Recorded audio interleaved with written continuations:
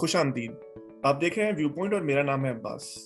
آج ہمارے ساتھ غالب کمال صاحب موجود ہیں.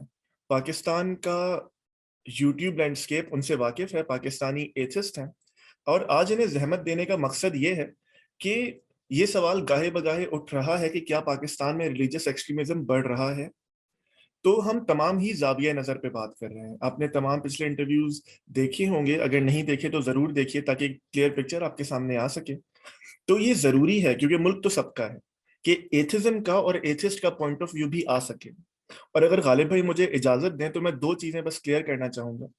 یہ ہم کافی سوچتے رہے کہ کیا ایتھزم کا پوائنٹ آف ویو آنا چاہیے یا نہیں. اس کی وجہ یہ تھی کیونکہ مذہبی معاملہ ہے تو کوئی بھی دیکھنے والا یہ کہہ سکتا ہے کہ یار ایتھسٹ نے تو یہی کہنا ہے مذہبی خراب ہے. لیکن غالب بھائی سے جو پچھلی بار جب ہمارا انٹرویو ہوا اور بات ہوئی تو اس نے مجھے یہ انسائٹ دی کہ غالب بھائی میرے خیال میں کافی ریشنل گفتگو کرتے ہیں اور پاکستان کے مسائل اور سیاسی مسائل کو بھی سمجھتے ہیں. تو غالب بھائی نے ہمارا یہ مسئلہ حل کر دیا تاکہ ان سے بات ہو سکے. دوسری بات بس میں یہ کلیئر کرنا چاہوں گا, کافی لوگوں کی طرف سے یہ اعتراض آ رہا ہے کہ کیوں ایک ہی ٹاپک پہ بار بار الگ زاویہ نظر سے بات ہو رہی ہے. ہمارا یہ خیال ہے کہ اگر ریلیجس ایکسٹریمزم بڑھ رہا ہے تو یہ بہت بڑا مسئلہ ہے, کیونکہ یہ کم از کم ہم سے, پاکستانیوں سے سوچنے کی آزادی چھین لے گا. اگر یہ بڑھ رہا ہے تو کسی بھی ملک کے لیے, کسی بھی قوم کے لیے سب سے بڑا زہر قاتل یہی ہے کہ اس سے سوچ کی آزادی چھین لی جائے, پھر تو کچھ بچتا ہی نہیں ہے. تو ہمارا یہ خیال ہے کہ تمام ہی زاویہ نظر آنے چاہیے. غالب بھائی میں نے دراز نفسی سے کام لیا, مجھے معاف کیجیے گا. خیریت سے ہیں آپ؟ میں زبردست. آپ کیسے ہیں؟ غالب بھائی بالکل ٹھیک. غالب بھائی ڈائریکٹلی سوالوں کی طرف چلتے ہیں. سب سے پہلے مجھے یہ بتائیے, کیونکہ ہم ایکسٹریمزم اور ریلیجس ایکسٹریمزم پہ بات کر رہے ہیں, آپ کے زاویہ نظر میں ایکسٹریمزم اور ریلیجس ایکسٹریمزم ہوتا کیا ہے؟ دیکھیں, ایکسٹریمزم تو کسی بھی آئیڈیالوجی کو بہت ایکسٹریم لینا, کہ اس کو اتنا ایکسٹریم لینا کہ یہ سمجھ لینا کہ کسی دوسرے انسان کو اس سے اپوزٹ سوچ رکھنے کی آزادی بھی نہیں ہے. میں سمجھتا ہوں کہ ایکسٹریمزم کی بڑی سمپل سی ڈیفینیشن یہ ہے کہ میں اگر سمجھوں کہ میں ایتھیسٹ ہوں, میں خدا کو نہیں مانتا, تو جو خدا کو مانتا ہے اس کو تو زبان پہ تالے لگ جانے چاہیے, اس کے خلاف قانون بن لینے چاہیے, اس کو اپنی بات کرنے کی اجازت نہیں ہونی چاہیے. یہ ایکسٹریمزم ہے, ٹھیک ہے. اور اگر آپ پاکستان کی بات کریں تو پاکستان میں اسٹیٹ لیول کے اوپر ہی یہ ایکسٹریمزم ایگزسٹ کرتا ہے, سوری ٹو سے, ٹھیک ہے. ریلیجس ایکسٹریمزم کی اگر بات کریں تو ریلیجس ایکسٹریمزم پھر کئی اور باتوں کی طرف نکل جاتا ہے, کئی اور مسئلوں میں نکل آتا ہے. کیسے نکل آتا ہے وہ اس طرح کے, اب مذہب جو ہے ایک بڑی ٹرکی چیز ہے. اگر آپ اور میں ایک مذہب کو بھی مانتے ہیں اور ایک فرقے کو بھی مانتے ہیں, اس میں سے پھر بھی ہماری رائے میں دونوں میں فرق ضرور ہوگا. ایسے نہیں ہو سکتا کہ دو بریلوی ملا 100% ساری باتوں پہ اگری کرتے ہیں, دو دیوبندی اگری کرتے ہیں, کیتھولکس دو پریسٹ ہیں تو وہ بھی اگری نہیں کرتے. بہت سی پرسنل لیول پہ مذہب جو ہے ہر بندے کے لیے ڈیفرنٹ ہوتا ہے. مگر اس سے یہ تو چلیں پرسنل لیول کے اوپر, فرقے ایک دوسرے فرقوں والے لوگ ایک دوسرے کو پھر بھی ایکسیپٹ کر لیتے ہیں. مگر جب فرقے کی بات آتی ہے تو فرقے میں یہ ہوتا ہے کہ ایک فرقے والے دوسرے فرقے کے ساتھ عام طور پہ جو سب سے ایکسٹریم ریلیجس وائلنس دنیا میں دیکھا گیا آج تک, وہ ہمیشہ سیم ریلیجن کے فرقوں کے درمیان دیکھا گیا. چاہے وہ ایران عراق وار ہو, چاہے وہ آئرلینڈ میں کیتھولکس اور پروٹیسٹنٹ ایک دوسرے کو مار رہے ہوں, چاہے وہ امریکہ میں ایونجیلیکلز اور کیتھولکس کی آپس میں دشمنی ہو, یہ سب کا سب جو ہے وہ آپس میں سب سے زیادہ ہوتا ہے. کچھ ریلیجنز اس میں ایکسیپشن بھی ہیں, مگر اگر ہم اپنے سیمیٹک یا ابراہمک ریلیجنز کو دیکھیں تو ادھر تو یہی دیکھا گیا کہ فرقوں کے درمیان جو جنگ ہے وہ بڑی خراب ہوتی ہے. اور پھر اگر یہ دیکھیں کہ ریلیجس ایکسٹریمزم کیسے آتا ہے, تو ریلیجس ایکسٹریمزم میں ہمیشہ یہی ہوتا ہے کہ کوئی ایک فرقہ یا ایک نیریٹو یا ایک انٹرپریٹیشن مذہب کی کو اتنا سیریسلی لے لیا جاتا ہے کہ اس کی بیسس پہ دوسرے کو اس سے بریدنگ سپیس بھی چھیننا شروع کر دیا جاتا ہے. تو آپ بالکل بھی اس بات کو ماننے کو تیار نہیں ہوتے کہ دوسرے فرقے کے لوگ یا دوسرے مذہب کے لوگ انسان بھی ہیں. جیسے کہ پاکستان میں اس کی ایک بڑی آسان سی مثال ہے کہ احمدیوں کو انسان بھی سمجھنے سے پاکستانی انکاری ہیں. بہت افسوس کے ساتھ یہ بات کہنا پڑتی ہے کہ اگر آپ یہ سمجھیں کہ انسان ماننا ہے احمدیوں کو, تو شاید بہت سے لوگ احمدیوں کو انسان ماننے سے بھی انکار کر دیں گے. یہ ایک مسئلہ ہے. کرسچن کو انسان وہ مان لیں گے مگر احمدی کو وہ نہیں مانیں گے. تو یہ ریلیجس ایکسٹریمزم کی میرے نظر میں ایک مثال ہے. اگر آپ اس پہ اور الیبوریٹ چاہتے ہیں یا مجھے مزید چاہتے ہیں کہ میں کوئی اور اس پہ کروں تو مجھے بتائیں. نہیں غالب بھائی بالکل آپ نے صحیح کہا. دوسری چیز مجھے یہ بتائیے, کیونکہ یہ سوال ظاہر ہے آپ ہی بتا سکیں گے, پاکستان میں ایکسٹریمزم بڑھ رہا ہے, ریلیجس ایکسٹریمزم؟ میرے خیال میں ہمارے سامنے ہی مثالیں ابھی پریانتھا کمارا کی کلنگ, آج ایک لڑکی انیکا جو تھی اس کے بارے میں آ گیا کہ جی ایک لڑکی کو صرف ایک ٹیکسٹ میسج، کوئی بلاسفیمس ٹیکسٹ میسج میں ٹریپ کر کے اور اس کے خلاف کیس کیا کسی مرد نے جو کہ شاید اس کا کوئی تعلق تھا اس کے ساتھ پہلے، اور بعد میں کیا ہوا کہ آج عدالت نے اس لڑکی کو جو ہے وہ پھانسی کی سزا دے دی ہے. چلیں اب وہ آگے ہائی کورٹ میں کنٹیسٹ ہوگا، اور آئی ہوپ کہ ہائی کورٹ میں جو بھی جج حضرات بیٹھے ہیں وہ اتنے اچھے ہوں کہ وہ ان کو بازیاب کرا دیں، نہ کریں. مگر پرابلم یہ ہے کہ اس طرح کے کیسز بڑھ رہے ہیں، اور اب میں اتنا بچہ تو نہیں ہوں، 90s میں ایک ٹین ایجر تھا، صحیح ہے، 90s میں نے دیکھے ہیں. 90s میں ایکسٹریمزم جو تھا وہ اتنا نہیں تھا جب اب جتنا اب ہے. 2010s کے اندر اتنا نہیں تھا. 2020s میں اب بڑھ گیا بہت. پچھلے 2 سال کے دوران ہی اگر آپ ایک بات دیکھیں، اب بات آ جائے گی پھر پالیٹکس کے اوپر، اور پھر پولیٹیکل پارٹیز پہ بات آ جائے گی. ہم آگے بات کریں گے پالیٹکس پہ، آپ بالکل تسلی رکھیے. تو بات یہ ہے کہ اب پاکستان میں اسلامی ایکسٹریمسٹ کے پاس اتنی اوڈیسٹی آ گئی ہے کہ وہ اب جو بلاسفیمی کا ایشو ہے اسے انہوں نے مین اسٹریم ایشو بنا لیا. اس کی بیس پہ کانسٹیٹیوئنسیز، نیشنل اسمبلی کی سیٹس اور پروونشل اسمبلی کی سیٹس جیتی جائیں گی. چاہے نواز شریف کے داماد صاحب ہوں، صفدر صاحب، جنہوں نے پچھلے الیکشن سے پہلے توہین رسالت کے اوپر ایک نعرہ لگا دیا تھا کہ جی کسی گستاخ رسول کو ہم نہیں اجازت دیں گے، فلاں ڈھمکاؤ سارا کچھ. چاہے باقی خود نون لیگ کے لوگ رہے ہوں، کوئی پارٹی ایسی نہیں ہے جو کہ اس سے، شاید پیپلز پارٹی کو ہم تھوڑا بہت کہہ سکتے ہیں کہ انہوں نے کبھی جو ہے نا اسلامک ایکسٹریمزم کو اس طرح یوز نہیں کیا، مگر اب وہ بھی بہت عرصے سے اس بات پہ سائلنٹ ہو چکے ہیں، وہ کم بولتے ہیں اس چیزوں کے اوپر. مگر نون لیگ ہو گئی، جماعت اسلامی ہو گئی، JUI ہو گئی، کاف لیگ ہو گئی، اور عمران خان صاحب ریسنٹلی جنہیں ہم بڑا لبرل اور سیکولر سمجھتے تھے، وہی جو ہے نا وہ اسلامک ایکسٹریمزم کو یا اسلامیت کو میں کہوں کہ وہ اس کو یوز کرنے میں ہر طرف دکھائی دے رہے ہیں. تو پاکستان میں ایکسٹریمزم بڑھ رہا ہے یا نہیں بڑھ رہا؟ پریانتھا کمارا کی کلنگ اس بات کا منہ بولتا ثبوت ہے. ہر مہینے ایک نہ ایک بلاسفیمی کے نام پہ سزائے موت سنائی جاتی ہے. ٹھیک ہے، مشال خان کا جب مرڈر ہوا، شہباز بھٹی کا مرڈر، سلمان تاثیر کا مرڈر، اس کے علاوہ کتنے لوگوں کو بلاسفیمی کے نام کے اوپر کیا گیا. پولیٹیکلی بھی اگر کسی ایاز امیر کے خلاف اگر بات کرنی ہے یا کسی اور کے خلاف کرنی ہے، پرویز رشید کے خلاف بات کرنی ہے، تو زندیق، کافر، خام خواہی مسلمان لوگوں کو بھی کافر. ڈاکٹر پرویز ہود بھائی کو ہر وقت کافر بنا دیتے ہیں، اور ڈاکٹر صاحب کے خلاف اس طرح کی باتیں شروع کر دیتے ہیں جو کہ مطلب کسی طرح سے بھی زیب نہیں دیتی ان کے انٹلیکٹ کا بندہ، اور ان کے انٹلیکٹ اور ان کی قابلیت کے آدمی سے پاکستان کو فائدہ اٹھانا چاہیے. اور پاکستان میں اسلامیوں کی وجہ سے، جو بہت زیادہ اسلامی ایکسٹریمسٹ ہیں، ان کی وجہ سے تو میرے خیال ہے ڈاکٹر صاحب سیف بھی نہیں. تو پاکستان میں اس وقت پاکستان کے بھلے کی بات کرنا اسلامی شدت پسندی کی وجہ سے ناممکن ہو چکا ہے. اس کی سب سے بڑی مثال ڈاکٹر صاحب ہیں، ڈاکٹر پرویز ہود بھائی صاحب. ٹھیک ہے، اس کے علاوہ اس کی اور بھی بہت سی مثالیں ہیں. بہت سے لوگ اور بھی ہیں جو کہ کبھی بات اس پہ کیا کرتے تھے مگر آج وہ بات نہیں کر رہے. ڈاکٹر صاحب تو بہت، میں کہتا ہوں ڈاکٹر صاحب بہت دلیر آدمی ہیں جو بات کرتے رہتے ہیں پھر بھی. ٹھیک ہے، مگر بہت سے لوگ ایسے ہیں جو کہ بیچارے کسی وقت بات کیا کرتے تھے مگر انہوں نے اب بات کرنی چھوڑ دی، وہ نہیں کرتے بات. تو اس سے ہمیں پتہ لگتا ہے کہ ٹیمپریچر پھر بڑھ ہی رہا ہے، کم تو نہیں ہو رہا. جہاں پہ آپ نے شروع میں بہت اچھا کیا کہ اپنے آپ کو بھی، اپنے آپ سے مراد ایتھزم کو بھی اور ایتھسٹ کو بھی کٹہرے میں کھڑا کیا کہ ان کے پاس بھی یہ لیوریج نہیں ہے کہ وہ یہ بولیں کہ اس کے علاوہ کسی کو بات کرنے کی گنجائش ہی نہیں ہے.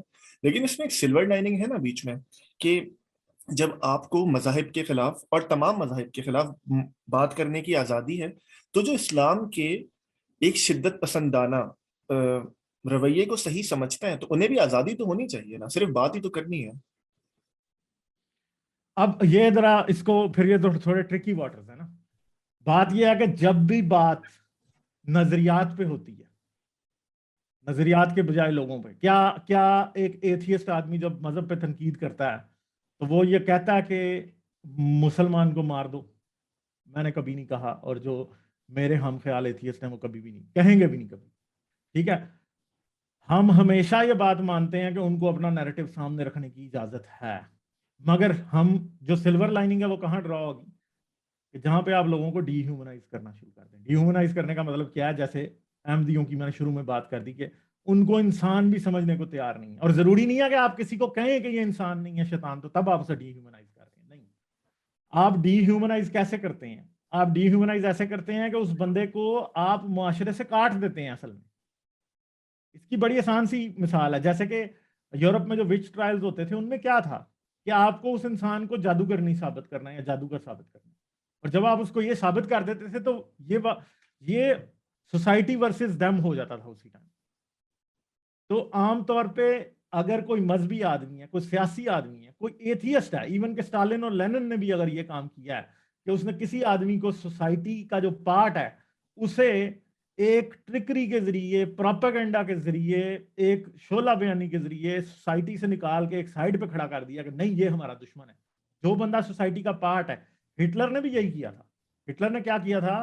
ہٹلر نے یہودیوں کو ایک بلی کا بکرا بنا کے، کیپ کوٹ بنا کے ساری سوسائٹی کی پرابلمز ان پہ ڈال دی تھی. اور ادھر ایسے لوگ یوٹیوب پہ بیٹھے ہیں، ایسے لوگ مین سٹریم میڈیا پہ بیٹھے ہیں، بول ٹی وی پہ بیٹھے ہیں، جو کہ واقعی احمدیوں کے ساتھ یہ کام کر رہے ہیں. اور بہت سے ایسے بھی ہیں جو کہ شیعہ کے ساتھ یہ کام کرنے کی کوشش کر رہے ہیں. بہت سے ایسے بھی ہیں جو کرسچنز کے ساتھ یہ کام کر چکے ہیں لمیٹڈ اسکیل پہ. اب ان کے یہ اس بات پہ ڈپینڈ کرتا ہے کہ ان لوگوں کی ریچ کتنی ہے، وہ لوگ کتنے لوگ ان کو فالو کرتے ہیں، کتنے لوگ ان کی بات مان رہے ہیں. جیسے تحریک لبیک والا جو ایک کیس ہے وہ بڑا ایک واضح کیس ہے، کیونکہ انہوں نے دو چیزوں کو سب سے اوپر لے آیا. ایک توہین رسالت، اور دوسرا کیا چیز ہے؟ دوسرا جو ہے وہ آپ کے پاس جو ہے وہ احمدیت کا ایشو ہے. ٹھیک ہے، توہین رسالت کیسے، اب آسٹرسائز کیسے کر رہے ہیں، ڈی ہیومنائز کیسے کر رہے ہیں؟ دیکھیں، اب ایک شخص کو پتہ بھی نہیں ہے کہ آیت کیا لکھی ہے یا اردو میں کیا لکھا ہے، اس نے اٹھا کے وہ سائڈ پہ رکھ دیا صرف. تو آپ نے اسی بیس کے اوپر اس بندے کو انسانیت کے مرتبے سے اتار دیا. آپ نے سر تن سے جدا کا نعرہ لگا دیا. آپ نے لوگوں کو اتنا چارج کر دیا کہ لوگ اب پرو ایکٹیولی مسئلے ڈھونڈ رہے ہیں. جیسے کہ یہ نہیں ہے کہ اب کوئی بلاسفمی کرے گا، کوئی بیٹھ کے حضرت محمد کو برا بھلا کہے گا یا قرآن کی بے حرمتی کرے گا تو تب آپ کو پتا چلے گا کہ وہ برا ہے. نہیں، لوگ اب قرآن کی تو بات ہی نہیں رہی نا، قرآن اور رسول اللہ کی تو بات ہی نہیں رہی. بات تو اب یہ آ گئی ہے کہ اگر کوئی ایک پوسٹر اتار کے نیچے رکھ دے گا تو وہ مارا جائے گا. اور میں آپ کو بتاتا ہوں، اسلام آباد کی بات ہے کوئی آج سے 15-20 سال پہلے کی، کہ پمز ہسپتال میں کچھ لوگوں نے کچھ نرسز کے اوپر اس بات کا الزام لگا دیا تھا کہ انہوں نے پوسٹر پھاڑا. ٹھیک ہے، اور یہ واقعہ ابھی پیچھے بھی ہوا 2 نرسز کے خلاف. ایک جو نرس تھی وہ روتھ نام کی تھی، اس کے ساتھ بھی یہی مسئلہ ہوا کہ اس نے پھاڑا ہے. اور یہ اتنا آسان سا الزام بن چکا ہے کہ اب کسی کا بھی دل کرتا ہے تو وہ اٹھا کے شروع کر دیتا ہے. اور یقین کریں، ورک پلیس آف ورک میں، اسکول میں، کسی بھی جگہ پہ جہاں پہ لوگ آپس میں کام کرتے ہیں، آپس میں رہتے ہیں، جابز کرتے ہیں، محلے دار ہیں، پڑوسی ہیں، کسی نہ کسی کو کسی نہ کسی سے کوئی نہ کوئی مسئلہ ضرور ہوتا ہے. اور اس کا رزلٹ کیا نکلتا ہے کہ آپ کیا کرتے ہیں؟ آپ نے لوگوں کو اختیار ہتھیارات میں پکڑا دیا.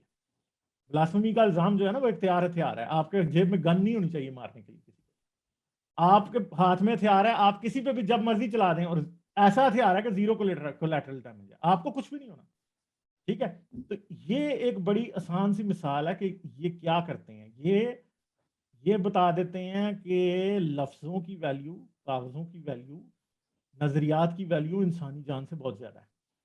اصل میں نفرت انگیزی یہ ہے، اور اس کے اوپر پابندی ہونی چاہیے. یہ میرا کام نہیں ہے کہ میں تو ان لوگوں کی زبان روز پکڑوں گا. جو آدمی ایسا ہے میں اسے کال آؤٹ کرتا ہوں، میں اس کو کہتا ہوں کہ آپ نے غلط بات کی، اور میں اس کی کلاس بھی اپنے طور پہ لیتا ہوں. مگر یہ میری ذمہ داری تو نہیں ہے، یہ ذمہ داری تو ریاست کی ہے. اور جب ریاست اپنی یہ ذمہ داری پورا کرنا چھوڑ دیتی ہے، جس کے اندر اس کو دیکھنا ہے کہ کون اس کے شہریوں کو ڈی ہیومنائز کر رہا ہے، ان کے رائٹس کو انڈرمائن کر رہا ہے، تو ساری چیزیں وہاں پہ ختم ہو جاتی ہیں. ریاست کچھ بھی نہیں کرتی. ریاست نے بلکہ ان لوگوں کو فیسیلیٹیٹ کر دیا ایسے قانون بنا کے. تو اب بات تھوڑی اور طرف چلی گئی ہے، مگر جو مین بات ہے وہ یہی ہے کہ جی سلور لائننگ کہاں ہونی چاہیے. میرے خیال ہے کہ سلور لائننگ لوگوں کو ڈی ہیومنائز کرنے سے پیچھے ہونی چاہیے.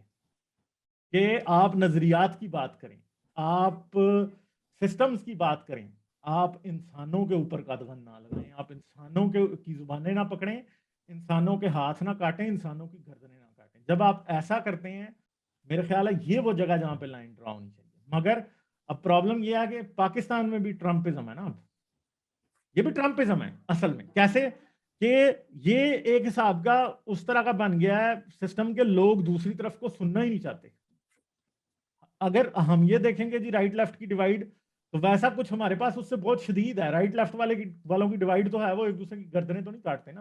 ہمارے پاس تو ڈیوائڈ ایسی ہے کہ اب لوگ اس بات کو امیجن ہی نہیں کرنا چاہتے کہ ان سے ڈفرنٹ بھی کوئی کچھ سوچ سکتا ہے. یعنی اتنا سا ورلڈ ویو ہے، اتنا چھوٹا سا ورلڈ ویو ہے ان لوگوں کا. یہ ان کو سمجھ نہیں ان کی سوچ اس بات سے باہر جاتی نہیں ہے کہ دنیا صرف اور صرف ان کے مذہبی عقائد کے اندر ہی ایگزسٹ کرتی ہے. اور اس طرح کی انٹریپمنٹ جب کسی بھی لوگوں کی ہو جاتی ہے، اصل میں یہ انٹریپ ہو گئے ہیں لوگ. جو اس طرح کے پھنسے ہوئے لوگ ہوتے ہیں وہ پھر ہمیشہ یہی سوچتے ہیں، ان کو دوسرے لوگ ایلین ہی نظر آتے ہیں اور وہ لوگوں کو مارتے ہیں. تو میرے خیال میں شاید اس سلور لائننگ کو اگر ڈیفائن کرنا ہو کہ سلور لائننگ کہاں پہ ہونی چاہیے، تو میرے خیال میں سلور لائننگ یہیں پہ ہونی چاہیے کہ جب بھی کوئی کسی انسان کو ڈی ہیومنائز کرنا شروع کرے، اس کو اس طرح سے پیش کرنا شروع کرے کہ ساری دنیا کا ایول اور شیطان اور سب کچھ وہی ہے، اس جگہ پہ بالکل حد ہونی چاہیے. اور گورنمنٹس کا کام ہے کہ اس طرح کے لوگوں کو وہ ان کو پکڑیں. ان کی زبان گورنمنٹس پکڑ سکتی ہیں، آپ اور میں نہیں پکڑ سکیں گے کبھی بھی، کیونکہ نہ تو یہ ہمارا کام ہے اور نہ ہمارے پاس یہ اتنی پاور ہے اور نہ ہم کبھی یہ کر پائیں گے. مگر گورنمنٹ کیا اعتدال پسندی کی طرف خود جانا چاہتی ہے، یا ہمارا بھی پیچھے کوئی اپنا ایجنڈا چھپا ہے کہ جی ہم اس کو بڑھاوا دیں تو ہمیں کچھ اور ملے گا؟ تو یہ بہت سارے کوسچنز ہیں جن کے بارے میں اب آپ کو پتا ہے ہم کیا کہہ سکتے ہیں. غریبی، آپ نے ڈی ہیومنائزیشن کی بات کی اور لوگوں کو لیبل کرنے کی بات کی. میں جب بھی آپ کی ویڈیوز دیکھتا ہوں تو اس کے شروع میں ایک ڈسکلیمر آتا ہے، یہ ویڈیو جہالت کے لیے مضر ہے. تو کسی کو جاہل اور اس طرح کلیم کرنا، لیبل کرنا، تو یہ بھی ایک طرح کی ڈی ہیومنائزیشن نہیں ہے؟ میں سب سے پہلی تو بات یہ کہ اگر آپ سمجھتے ہیں کہ کسی کو جاہل کہنا ڈی ہیومنائز کرنا ہے، تو سب سے پہلے تو میں اپنے آپ کو جاہل کہتا ہوں. اگر آپ میری فیس بک وال پہ چلے جائیں تو میں نے ادھر اپنے نام کے آگے لکھا ہوا ہے مضطرب آگہی جاہل مطلق. ٹھیک ہے، تو جہالت کے لیے مضر کیا؟ اب اس جہالت کا ترجمہ جو ہے وہ آپ یہ نہ کریں. مطلب اب آپ یہ کہہ بھی سکتے ہیں، ہم کسی شخص کو جاہل کہہ بھی دیتے ہیں کسی کو جاہل، مگر کیا جاہل کہنے کے ساتھ اس کو وہ ڈی ہیومنائز ہو جاتا ہے؟ نہیں. جاہل تو میں خود کو بھی کہتا ہوں نا. اور جہالت جو ہے وہ ایک انسان کی سوچ ہے. ایک اصل میں جہالت بھی ایک آئیڈیا ہے جو انسان کے دماغ میں ایگزسٹ کرتا ہے، جو اس کا ورلڈ ویو ہے اوور آل ورلڈ ویو یا ڈفرینٹ آئیڈیالوجیز جو اس کے دماغ میں ہیں جو کہ ریشنلٹی سے بہت دور ہیں، ان کو جہالت ہی پھر کہیں گے نا. تو اگر آپ اس کو دیکھیں بھی کہ جی یہ ویڈیو جہالت کے لیے مضر ہے، تو وہ جہالت کی بات کر رہی ہے، جاہل کی نہیں کر رہی. اور اگر جاہل کی کر رہی ہے تو جاہل تو سب سے پہلا میں خود کو ہی مانتا ہوں. غالبی آگے بڑھتے ہیں. یہ بہت اچھا کیا تھا آپ نے کہ آپ نے پچھلے سوال کے جواب میں ہٹلر کا، لینن کا اور ان تمام لوگوں کا نام لیا، کیونکہ میرا اگلا سوال اس سے متعلق ہے کہ جب ہم دنیا کی تاریخ پڑھتے ہیں تو اسپیسیفکلی اسلام یا جنرلی ریلیجن، اس کے علاوہ بھی تو ایکسٹریمزم ہوا ہے نا. کبھی نیشنلزم کے نام پہ، کبھی ریسزم کے نام پہ، جیسے آپ نے بات کی. تو یہ اس آئیڈیالوجی میں انٹرنسک مسئلہ ہوتا ہے یا پھر اس کو صرف یوز کرنے کی بات ہوتی ہے؟ دیکھیں، زندہ لوگوں کے بھی پرسنالٹی کلٹ ہوتے ہیں، مردہ لوگوں کے بھی پرسنالٹی کلٹ ہوتے ہیں. مردہ لوگوں کا پرسنالٹی کلٹ جو ہے اس کو مذہب کہہ سکتے ہیں آپ، اور زندہ لوگوں کے پرسنالٹی کلٹ کو آپ پالیٹکس بھی کہہ سکتے ہیں، کچھ شاونزم بھی کہہ سکتے ہیں، ماچوزم بھی کہہ سکتے ہیں، کچھ اور بھی کہہ سکتے ہیں. ٹھیک ہے، اصل میں یہ ڈی ہیومنائز کرنے کے لیے نا ایک بڑی امپورٹنٹ چیز چاہیے ہوتی ہے ہمیشہ، وہ ہوتی ہے ایبسولوٹ مورالٹی، کہ جو میں کہہ رہا ہوں وہ ٹھیک ہے، اور جو میں کہہ رہا ہوں وہ اتنا ٹھیک ہے کہ لوگوں کو اس کے خلاف سوچنے کی اجازت بھی نہیں. پرسنالٹی کلٹس میں یہ امپورٹنٹ بہت بڑی چیز ہوتی ہے کہ جو بھی پرسنالٹی کلٹ کا ہیڈ ہوتا ہے بیسیکلی وہ ایبسولوٹ مورالٹی یا ٹوٹلیٹیرین مورالٹی دیتا ہے. ٹھیک ہے، ایک ایسی مورالٹی کہ جس میں سیاہ و سفید کا مالک وہ ہے. جیسے کہ لینن اور اسٹالن بھی کیا تھے؟ وہ سیاہ و سفید کے مالک تھے. وہ کسی چیز کو کہہ دیتے تھے یہ ٹھیک ہے تو وہ ٹھیک تھی، کسی کو غلط کہہ دیتے تو وہ غلط تھی. اب اسٹالن کے بارے میں ایک اتنی بات ہے، ہٹلر بھی ایسا ہی تھا، اسٹالن بھی ایسا ہی تھا، کہ اب ہٹلر نے فوجیں لگا دی ہیں جی بارڈر کے رشیا کے اوپر، اور 2 دن اسٹالن کو یقین نہیں اس بات کا آ رہا کہ ہٹلر جو ہے وہ ہم پہ حملہ کرے گا، اور پھر ہٹلر حملہ کر دیتا ہے، اور 3 دن اسٹالن کو اس بات کا یقین ہی نہیں آتا کہ اس نے حملہ کر دیا، اور جب تک اسٹالن سے آرڈر نہیں آنا تب تک رشین فوج نے کچھ نہیں کرنا، اور جو جرمنز ہیں وہ ان چیکڈ اندر آئے جا رہے ہیں۔ اسی طرح ہٹلر جو تھا، ہٹلر نے جب اس کو رشیا میں شکست ہونی شروع ہوئی تو کیا ہوا، اسے جب انہوں نے کہا کہ بھائی اب ریٹریٹ کا ٹائم ہے، تو وہ کہتا نہ بھائی ریٹریٹ نہیں کریں گے۔ تو یہ ایک سیاہ و سفید کے مالک جو لوگ ہوتے ہیں، وہ ان کی مورالٹی بھی کچھ ایسی ہوتی ہے، وہ کیا کرتے ہیں کہ وہ کسی کو شیطان، وہ مجھے شیطان قرار دے دیں گے تو میں شیطان ہوں بس اب، اور جو اس کو مانتا ہے وہ اس بندے کو کہہ دیں گے ہاں بھائی غالب کو مار دو جا کے، وہ بندہ دوسری بات بھی نہیں سوچے گا، کیونکہ اصل میں یہ خدائی کا دعویٰ نہ کرتے ہوئے خدا ہوتے ہیں یہ لوگ، چاہے اسٹالن ہو، چاہے ہٹلر ہو، چاہے کہیں اور ایسے بھی لوگ ہیں جن کے پرسنالٹی کلٹس آج بھی کئیوں کے بنے ہوئے ہیں، ٹھیک ہے، وہ ریلیجس بھی ہو سکتے ہیں، وہ نان ریلیجس بھی ہو سکتے ہیں۔ تو اب پرابلم کیا ہے، ہمیشہ مسئلہ جو ہوتی ہے وہ ٹوٹیلیٹیرین یا ایبسولوٹ مورالٹی ہوتی ہے، ان کے کیس میں بھی یہی ہے، اور مذہبی کیسز میں بھی یہی ہے کہ ہاں بھائی گستاخ رسول کی سزا سرطن سے جدا، سرطن سے جدا کے بغیر بات نہیں ہو سکتی۔ سرطن سے جدا کا مطلب کیا ہے کہ بھائی ہم ڈائلاگ کر ہی نہیں سکتے، ہم آپ کا صرف سر کاٹیں گے، ہم باتیں ڈھونڈ رہے ہیں کہ کہاں آپ برے ہوں گے اور ہم آپ کا سر کاٹیں گے۔ تو اب جو مین بات ہے وہ یہی ہے کہ اس طرح کے لوگ جو ہیں وہ کیا کرتے ہیں، وہ صرف موقع ڈھونڈتے ہیں، اور وہ موقع جب آئے گا تو وہ آپ کو مار دیں گے اور وہ آپ سے ساری کی ساری بات ختم کر دیں گے۔ مگر اب اس میں جو مین آئیڈیا وہ کیا ہے، totalitarian morality, absolute morality, personality cults, یہ کب چلتے ہیں؟ صرف ایک صورت میں چلتے ہیں، جب انسان اپنا دماغ استعمال کرنا بند کرتا ہے۔ جب میں یہ سوچنا بند کر دوں گا کہ میں جو ہوں میں عباس کو کوسچن کر سکتا ہوں یا نہیں، جس دن میں مان لوں گا کہ نہیں نہیں جو عباس کہہ رہا ہے بھائی وہ ٹھیک ہے بالکل، بس میں نے اس سے آگے نہیں سوچنا، اس دن سب کچھ ختم ہو جائے گا۔ اور ڈی ہیومنائز بھی لوگ اسی طرح ہوتے ہیں، اس طرح ہی ہوتے ہیں کہ میں نے مان لیا کہ بھائی فلاں انسان نہیں ہے، بس یہ شیطان ہے، مارو اب اس کو، ختم ہو گئی بات۔ پھر اس کے بعد میں نے جب سوچنا ہی نہیں ہے اس سے آگے، تو کیسے؟ اب جیسے پاکستان میں سمپل سی بات ہے کہ کسی پہ بلاسفمی کا الزام لگ گیا، جھوٹا بھی لگ گیا، لوگ یہ سوچنے میں تیار ہی نہیں ہے کہ اس سے پوچھ بھی لو یار تم نے کہا کیا تھا۔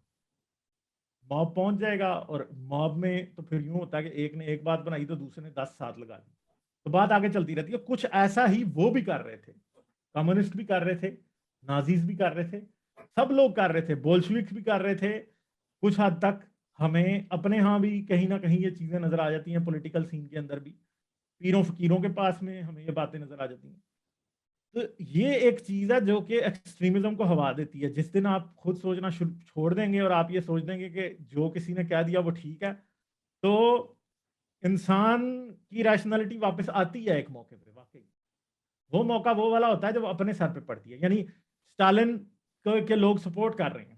اب کیا ہوتا تھا، لوگ سپورٹ کر رہے ہیں اور ہر بندے کے پاس پاسپورٹ ہے، سٹی سے سٹی جانے کے لیے بھی پاسپورٹ کی ضرورت، ٹھیک ہے جی۔ اب کوئی کسی بندے کا پاسپورٹ غلطی سے گھر رہ گیا، کسی بچے کا پاسپورٹ غلطی سے گھر رہ گیا۔ ایک ایسی بھی مثالیں ہیں کہ ماں بچے کو بازار لے کے گئی ہے اور بازار میں دونوں کھڑے ہیں، بچے کا پاسپورٹ بھی ماں کے پاس تھا اور ماں اسے 2 منٹ چھوڑ کے دوسری دکان پہ کچھ خریدنے گئی ہے، یا بچہ آگے پیچھے ہو گیا، وہ بچہ 13-14 سال کا پکڑا گیا اور اس کو جیل میں ڈال دیا گیا کہ بھائی آپ تو وہ ٹھیک لوگ نہیں۔ تو اتنی باتوں پہ کہ کسی سے زیرو ایکسپلینیشن، کسی کی بات سننی نہیں ہے، کوئی بات کرنی نہیں ہے، کوئی سمجھ لینا کہ بس اب یہ آدمی واجب القتل ہے اور ہمارے پاس کوئی چانس نہیں ہے کہ ہم اس کی بات سن سکیں۔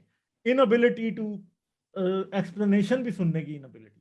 اور دوسری بات ہے جج جیوری اور ایگزیکیوشنر ادھر ہی بن جاتے ہیں لوگ، موب وائلنس کے چکر میں تو یہ ہے۔ مگر دوسری طرف یہ ہے کہ وہاں پہ بھی پھر جو اس طرح کے ڈکٹیٹر مائنڈ کے لوگ ہوتے ہیں ان کو ایک خاص طرح کے لوگ چاہیے ہوتے ہیں۔ وہ خاص طرح کے لوگ کیا ہیں کہ جو کہ انکوestionably جو اس نے کہہ دیا ہے ان کو، اس نے کہا ہے دینا تو دینا، انہوں نے کہا رات ہے تو رات ہے، اور پھر وہ پرفارمنس کس چیز کو کرنے لگ جاتے ہیں، گرداننے لگ جاتے ہیں کہ ہم نے اتنے لوگوں کو سزا دلائی، ہم نے اتنوں لوگوں کو سزا دی، ہم نے یہ کر دیا، ہم نے وہ کر دیا۔ یہ چیزیں صرف اور صرف کہ ہر چیز کا آنسر پھر وائلنس ہونے لگ جاتا ہے، کیونکہ مین بات یہ ہے کہ جب آپ ایسے لوگوں کو بٹھا دیتے ہیں جو کہ کوشچن کیے بغیر کسی بات کے اوپر عمل کرتے ہیں، تو ان لوگوں میں بیسیکلی یہ ایبلٹی نہیں ہوتی کہ وہ انصاف بھی کر سکیں، کیونکہ انصاف کرنے کے لیے سب سے پہلا کوشچن یہ ہے کہ انصاف ریشنلٹی کے بغیر نہیں ہو سکتا۔ انصاف ریشنلٹی کے بغیر نہیں ہو سکتا۔ اگر ایک جج یا ایک انویسٹیگیٹر ریشنلی چیزوں کو انویسٹیگیٹ نہیں کر رہا تو وہ انصاف تک پہنچا کیسے سکتا ہے بات؟ اگر ایک وکیل جو ہے وہ ریشنلی آرگومنٹس نہیں دے رہا تو وہ کیسے جس کو کی وہ وکالت کر رہا ہے اس کو ریپرزینٹ کر سکتا ہے؟ اور ایک جج اگر ریشنلی چیزوں کو دیکھ ہی نہیں رہا تو وہ کیسے کر سکتا ہے؟ تو وہ کیسے فیصلہ دے سکتا ہے؟ تو پرابلم یہ ہے کہ جہاں پہ فیصلے پرسنالٹیز کی بیس پہ یا ایسے قوانین کی بیس پہ بنے جن کو کوشچن نہیں کیا جا سکتا، یا ایسے سوشل رویوں کی بیس پہ بنے، معاشرتی رویوں کی بیس پہ بنے جن کو کوشچن نہیں کیا جا سکتا، تو پھر ڈیزاسٹر ہی ہوتا ہے، کیونکہ انکویسچنبلی انسٹرکشن کو وہی لوگ فالو کرتے ہیں یہاں تو جو ریشنل ہوتے نہیں ہیں، یہاں جنہوں نے اپنی ریشنلٹی کا اور عقل کا سوئچ ٹوٹلی آف کر دیا ہوتا ہے، ان میں اخلاقی جرت بھی نہیں ہوتی، کیونکہ ریشنل آدمی میں اخلاقی جرت ہمیشہ آ جائے گی، یا اخلاقی جرت اسے ریشنل بنا دے گی کہ وہ کسی نہ کسی پوائنٹ پہ اس بات کو کوشچن کر دے گا جو غلط اسے نظر آ رہا ہے۔ مگر یہاں پہ کیا ہے کہ آپ تو کوشچن کر ہی نہیں سکتے، تو پھر کون آ رہے ہیں؟ سوسائٹی کا ہر رویہ لوگوں کو فلٹر کرتا ہے۔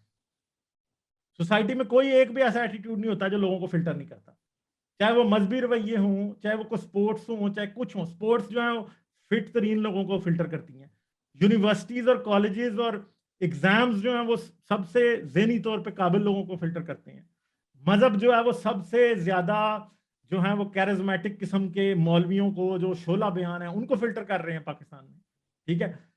تو ہر چیز کسی نہ کسی چیز کو فلٹر کرتی ہے، اور ہر سوسائٹی میں ایسے سٹرکچرز ہوتے ہیں جو چیزوں کو لوگوں کو فلٹر کر کے آگے لے کے جاتے ہیں، اور ان فلٹر سے پھر لوگوں کو یوز کیا جاتا ہے آگے۔ مگر پرابلم یہ ہے کہ جب آپ باقی کے فلٹر ایلیمنیٹ کر دیں اور صرف آپ ایک ہی فلٹر مذہب کا رکھ لیں، یا کسی کمیونزم کا رکھ لیں، یا کسی سوشلزم کا کسی اور کا رکھ لیں، اور آپ کہیں کہ دوسرے کسی فلٹر سے کسی چیز کو فلٹر ہی نہیں کرنا، ہونے ہی نہیں دینا، دوسرا ٹیلنٹ سامنے آنے ہی نہیں دینا، دوسرے ڈفرینٹ طرح سے سوچنے والے لوگوں کو سامنے ہی نہیں آنے دینا، تو پھر کیا ہوگا؟ تو یہ اسٹیگننسی ہے، یہ کھڑا ہوا پانی ہے جو کہ ہزاروں سالوں سے باس مار رہے ہیں، سینکڑوں سالوں سے باس مار رہا ہے۔ انسانیت کے مسئلے ہیں یہ سب کے سب، اور ان کو سمجھنے کے لیے ہمیشہ کھلی آنکھیں کھلے کان چاہیے، ایسے نہیں چاہیے اشاروں پہ چلنے والے لوگ نہیں چاہیے، جو دماغ ایسی آنکھیں چاہیے جو کچھ دیکھیں تو پیچھے ٹرانسمٹ دماغ کو کریں، کان ایسے چاہیے جو سنیں تو دماغ کو ٹرانسمٹ کریں، پھر جا کے مسئلے حل ہوتے ہیں۔ میرے خیال ہے کوشچن کافی بکھر گیا یہ والا۔ غالب بھائی، میں آپ سے یہ سوال ضرور کرنا چاہتا تھا لیکن اس وجہ سے نہیں کروں گا کہ کیا اسلام میں مسئلہ ہے یا اس کی انٹرپریٹیشن میں مسئلہ ہے، کیونکہ اس کا بیانیہ، اس کا جواب، اس پہ آپ بات کرتے رہتے ہیں تو وہ ریپیٹیشن کی ضرورت نہیں ہے، جو چاہے وہ آپ کے چینل پہ دیکھ سکتا ہے۔ بٹ میں اس پہ ایک سوال ضرور کروں گا آپ سے، وہ یہ ہے کہ ملیشیا کو دیکھیے، سنگاپور کو دیکھیے، انڈونیشیا کو دیکھیے، نیپال میں مسلمان ہیں، بنگلہ دیش کو دیکھیے، ایون اب KSA کو دیکھیے، وہاں پہ اس طرح کا ایکسٹریم اسلامک ماڈل نہیں ہے۔ پاکستان میں ایک الگ طریقے کا اسلامک، ایون ٹرکی کو بھی دیکھیے، ایک الگ طریقے کا ماڈل نظر آتا ہے۔ تو اس کا میں کیا ریشنل نکالوں؟ میرا خیال ہے کہ ان ملکوں میں اسلام تو ایکسٹریمسٹ اسلام تو ادھر بھی ہوگا، جی مگر کیا اس ایکسٹریمسٹ اسلام کو کسی نے پولیٹیکلی یوز کرنے کا مقصد بنایا کسی وقت؟ بہت بڑا کوشچن ہے نا۔ اب ایک سمپل سی بات ہے کہ ہم نے تو ایک فیکٹری تیار کرنی تھی نا، چاہے وہ ہم امریکہ پہ ڈال دیں، چاہے ہم جنرل ضیاء پہ ڈال دیں، چاہے ہم کسی پہ بھی ڈال دیں، مسئلہ یہ ہے کہ ہم نے اسلام کو پولیٹیکلی یوز کیا نا۔ ریاست کا قصور ہے نا، ڈیپ اسٹیٹ کا قصور ہے نا کہ جس نے یوز کیا ہے اس کو۔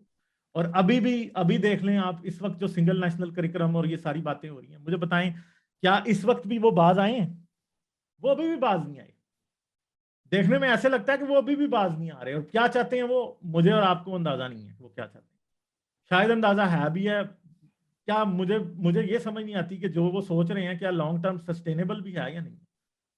تو انڈونیشیا، ملیشیا، بنگلہ دیش دیکھ لیں، بنگلہ دیش میں بھی مولوی 14 بلاگرز 2014 میں قتل ہوئے تھے، ایتھیسٹ سیکولر بلاگرز، ٹھیک ہے؟ مگر بعد میں پھر ان کے قاتلوں کو پھانسیاں بھی دی گئی، ان کو تختہ دار پہ بھی لٹکایا گیا، انصاف بھی دیا گیا، ٹھیک ہے؟ پرابلمز ان کے بھی ہیں، ابھی بھی ہیں، مگر ایٹ لیسٹ وہ ہم سے بہتر ہیں تھوڑے. اور ہمارے ہاں شاید ہماری جو جیوگرافیکل سیٹنگ ایسی تھی، ہم نقشے پہ ایسی جگہ بیٹھے ہیں کہ ایک طرف افغانستان ہے، دوسری طرف ایران ہے، تیسری طرف جو ہے انڈیا ہے. انڈیا کو ہم نے شروع سے ہی دشمن بنا لیا، اور پھر جب ہم نے اس کو دشمن بنایا تو دشمنی کی وجہ کیا ہے؟ تو بھائی ہم نے دو قومی نظریہ جو دے دیا تھا وہی دشمنی کی وجہ ہے. ہم نے اور اس دو قومی نظریے کو، دو قومی نظریہ پٹ بھی گیا، پھر بھی ہم نے اس کو نہیں چھوڑا. ہم یہی سمجھتے رہے کہ اگر انڈیا سے دشمنی ہم نبھائیں گے تو اس میں ہمارا سروائیول. ہمیشہ سے ہماری یہی بات رہی. اور کشمیر ہماری شہر آ گیا، ہم نے کہہ دیا، انہوں نے کہہ دیا ہمارا ٹو ٹنگ ہے، اور نہ وہ پیچھے ہٹیں گے نہ ہم پیچھے ہٹیں گے. اور ہم نے یہ سمجھا کہ کشمیر میں شاید ملیٹنسی ہوگی تو اس سے ہی کشمیر کا مسئلہ حل ہوگا اور ہماری جنگ ختم ہوگی. مگر پرابلم یہ ہے کہ جنگ میں ایک تو بات ہمیشہ سے رہی ہے کہ جنگ میں کسی نہ کسی کو تو پروفٹ ہوتا ہے. اب دیکھنا یہ پڑے گا کہ پاکستان نے جو جنگ چھیڑ کے رکھی ہے اس میں پروفٹ کس کو ہوتا ہے. پھر all roads lead to Rome، پھر وہی بات آتی ہے. پھر ہم کیا کریں؟ اب ہمیشہ باتیں ادھر ہی جا کے ختم ہوتی ہیں جو بھی کر رہے ہیں. غالباً مجھے لگ رہا ہے میرے سوال پری ایمپٹ کر رہے ہیں. میرا اگلا سوال یہ تھا کہ جب تنقید کرتے ہیں ڈاکٹر اشتیاق احمد جیسے اور کافی ہسٹورینس کہ ہم نے مذہب کے نام پہ ملک بنایا، اور اسپیسیفکلی جناح صاحب کی تقاریر موجود ہیں، کہنے والے 11 اگست کی تقریر لے لیتے ہیں، اس سے پھر وہ کوشش کرتے ہیں کہ سب کچھ ہی وائپ آؤٹ ہو جائے. ایسا ہوتا نہیں ہے تاریخ میں. اس کے بعد ہم نے آبجیکٹیو ریزولوشن جس طرح آئی اس پر بھی تنقید جو ہوتی ہے وہ آپ مجھ سے بہتر واقف ہیں. احمدیز کا آپ ذکر کر چکے، ہم نے انہیں نان مسلم قرار دیا. ایک اسپیسیفک بات میں اس میں ضرور کرنا چاہوں گا آپ سے سوال پٹ کرتے ہوئے کہ جو نام ہم نے چوز کیا پاکستان، مولانا آزاد اس پہ یہ تنقید کیا کرتے تھے کہ جب آپ ایک اپنے ملک کو پاکستان کہہ رہے ہیں تو آپ نے کلیئر لائن ڈرا کر دی کہ جو دوسرے ہیں وہ ناپاک ہیں. ان کی ساری تنقید کا منبع یہ تھا کہ آپ جس بیس پہ اور جو آپ نومن کلیچر یوز کر رہے ہیں وہاں یہ مسئلہ پیدا ہوگا ہی. تو پھر میں اپنا یہ جو خون ہے میں کس کے ہاتھوں پہ تلاش کروں؟ جناح صاحب کے ہاتھوں پہ تلاش کروں، مسلم لیگ کے ہاتھوں پہ تلاش کروں، اپنے حالات پہ تلاش کروں؟ میرے خیال میں تو ایک پرابلم جو سب سے بڑی مجھے نظر آتی ہے وہ یہ ہے کہ پاکستان کیا ہے. اگر پاکستان کے لفظ پہ سوچا جائے تو یہ ایک بڑی عجیب سی بات لگتی ہے ویسے، اور شاید تھوڑی سی ریسسٹ لگے یا کاسٹسٹ لگے، یہ بھی کہہ سکتے ہیں آپ. یہ جب آپ نے ان پہ چھوڑ دیا کہ انہوں نے اپنا کیا نام رکھنا ہے، تو پھر انہوں نے تو جو بھی اس بندہ اس آئیڈیالوجی کو لے کے بیٹھا تھا اس نے ہی رکھنا. اب کہتے ہیں وہ برکت تھا، جی، میرے چودھری خیال رحمت علی صاحب تھے. چودھری رحمت علی صاحب جو تھے. اب مسئلہ یہ ہے کہ پاکستان کے نام پہ کسی نے ریفرینڈم کرایا تھا؟ کسی نے بھی نہیں کرایا. کیا کسی نے پوچھا تھا پاکستان کے لوگوں سے کہ وہ خود کو کیا کہنا چاہتے ہیں؟ اعتراض بھی تو نہیں ہوا تھا خالی بھائی. اعتراض اس لیے نہیں ہوا تھا کہ جو سب سے بڑی جو پرابلم ہے وہ یہ ہے کہ ہمارے لوگ بےچارے ان کو تو پتہ ہی نہیں تھا کہ پاکستان بن رہا ہے. ان کو تو پچھلے 5 سال میں نہیں تھا پتا کہ بن جائے گا یہ، اور جب بن بھی گیا تھا تو ان کو یقین نہیں آیا تھا کہ بن گیا. اور وہ لوگ اتنے بےچارے پولیٹیکلی اویئر تھے ہی نہیں، وہ ان کی پولیٹیکل کانشیسنیس کو اتنی ایڈوانس تھی نہیں ان لوگوں کی. اگر آپ اپنے پچھلے بڑے بوڑھوں سے پوچھیں تو جو کافی لوگ ایکٹیو تھے، جو چودھری صاحب قسم کے ٹائپ کے لوگ تھے، جاگیردار جو کہ پالیٹکس میں انٹر تھے، وہی سمجھتے تھے کہ کیا ہو رہا ہے. عام آدمی کو تو بےچارے کو پتہ ہی نہیں تھا کہ ہو کیا رہا ہے. گورا چاہتا تھا کہ ایک ایسی بفر سٹیٹ بنائی جائے جو کہ نارتھ جو انڈیا کے ساتھ جو ہے نا وہ بنی ہونی چاہیے، تاکہ ہم انڈیا ایک دم یونائٹڈ انڈیا کو اسٹرانگ نہ ہو جائے. یا شاید وہ بھی ان کو بھی نظر تھا کہ انڈیا میں کافی ڈیوائیڈ ہے، ایسا نہ ہو کہ پھر ٹوٹ جائے جو ہم چھوڑ کے جائیں اور کوئی ایسا آؤٹ کم نکلے جو کہ بعد میں خراب ہو. مگر پاکستان کا نام رکھنا کہ خود کو پاک کہنا دوسرے کو ناپاک کہنا، آئی تھنک پھر اس کے پیچھے وہی ایک ٹوٹیلیٹیرین اور ایبسولوٹ موریلٹی کی باتیں ہی نظر آتی ہیں کہ آپ نے جب خود کو کہہ دیا کہ آپ بڑے اچھے ہیں تو دوسرے کو آپ نے برا کہہ دیا. مگر مین بات یہ مجھے لگتا ہے کہ پاکستان نام رکھنا بھی it lacks kind of thought جو ہے نا، اس میں کوئی زیادہ سوچ سمجھ کے نہیں رکھا گیا. برکت علی نے پورے زندگی بعد میں پاکستان میں قدم نہیں رکھا کیونکہ وہ یہ چاہتے تھے کہ پاکستان یہ والا جو ٹکڑے دو ہمیں ایسٹ اور ویسٹ میں ملے ہیں یہ نہیں ہونے چاہیے. ان کے خیال میں تو جونا گڑھ اور حیدرآباد اور پتہ نہیں آدھا انڈیا اور ادھر ہونا چاہیے. تو مجھے ایز سچ پاکستان کے لفظ پہ کوئی خاص اعتراض نہیں ہے، مگر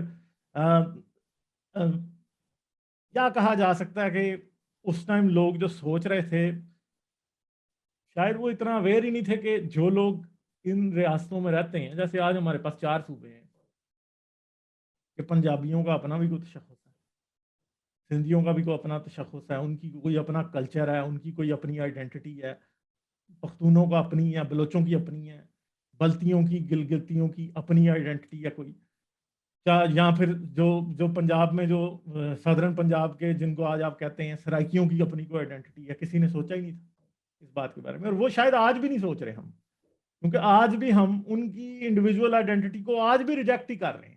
پنجابی خود کو پنجابی ماننے کو تیار نہیں ہے۔ اب ہم جیسے لوگ جو جنہیں جو اردو بھی بولتے ہیں تو ان کے چہرے میں، ان کے لہجے میں پنجابی زبان جھلکتی ہے، اور اب جو اہل زبان ہے ان کو لگتا ہے کہ جی یہ بڑے جاہل ہیں، جی ان کو تو ہماری زبان نہیں صحیح بولنی آتی۔ بھائی آپ کی زبان ہے، وہ ہماری تو نہیں ہے، ہم تو جیسے اپنے پنجابی لہجے میں ہیں وہ بولیں گے، مگر اس تشخص کو جو پنجابی تشخص تھا، میں یہ نہیں کہتا میں قومیت پرستی میں یقین نہیں رکھتا، میں گلوبلائزیشن میں یقین رکھتا ہوں، مگر میں یہ بات مانتا ہوں کہ ہر زبان اور ہر کلچر کی ایک اپنی بیوٹی، اور آپ نے کیا کیا کہ آپ نے وہ چیزیں جو پہلے لوگوں کو جوڑتی تھی، اب ایک سمپل سی بات ہے، میں پنجابی ہوں، میں سندھ میں نے بہت عرصہ جاب کی، آئی لو سندھی کلچر یار، مطلب اتنا زبردست، اور سندھی لوگ جس طرح لوگوں کی عزت کرتے ہیں، جس طرح لوگوں کے ساتھ رہتے ہیں، اور جو ان کا کلچر ہے بہت خوبصورت ہے، پختونوں کا کلچر اپنا ہے، بلوچیوں کا کلچر اپنا ہے یار، ہم ایک دوسرے کے کلچرز کی میوچول رسپیکٹ کے ساتھ ایک دوسرے کے ساتھ نہیں رہ سکتے تھے، رہ سکتے تھے،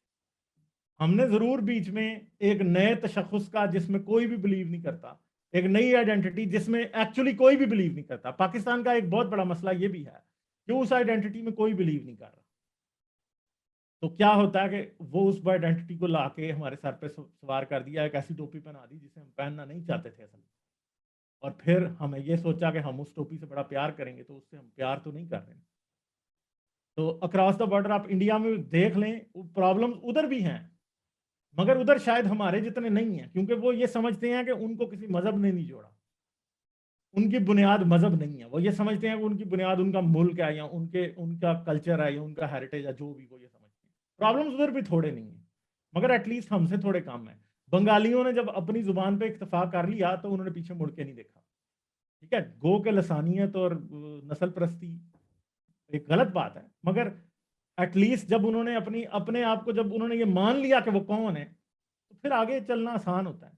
ایک انسان کو یہ باور کرایا جائے تم انسان نہیں ہو، تم فرشتہ ہو، تو وہ کیسے آگے چلے گا؟ وہ تو ہمیشہ اس کی ایکسپیکٹیشن فرشتوں والی ہیں، اور کام اس سے انسان کے برابر بھی نہیں ہو رہا، تو وہ وہی کرے گا۔ پاکستان میں کچھ ایسا ہی المی ہے نا، کہ ہیں ہم پاکستان ہیں، اور کام ہم سے ایک نارمل جو ہے وہ پنجابی جیسا بھی نہیں ہو رہا، تو پھر کیا ہوگا؟ ڈیزاسٹر ہی ہے نا، آج تک ڈیزاسٹر پہ ڈیزاسٹر ہو ہی جا رہا ہے۔ مہاجر ہیں بیچارے، وہ اگر ادھر کراچی میں بیٹھے ہیں تو ان کا اپنا تشخص جو ہے وہ پاکستانی نہیں بن پائے، اور جو اس خطے میں جو رہتے ہیں، جو اس خطے کو کہتے ہیں کہ لوگ ہیں جسے کہتے ہیں کہ وہ پاکستانی ہیں، وہ کبھی پاکستانی بننا ہی نہیں چاہتے تھے، سارے ہی، کوئی پاکستانی کوئی بھی نہیں بننا چاہتا اصل میں، کہنے کو بس کرکٹ میچ تک ہم پاکستانی ہیں، باقی اور کچھ نہیں۔ غالب یہ تو پھر وہ کہتے ہیں نا کہ وقت کا ستم ہوا، کیونکہ جیسے ہم جب اگر بنگلہ دیش زبان کی بنیاد پہ اپنی آئیڈینٹی تلاش کرتا ہے، اب ہندوستان ہندوتوا کے نام پہ اپنی آئیڈینٹی تلاش کر رہا ہے،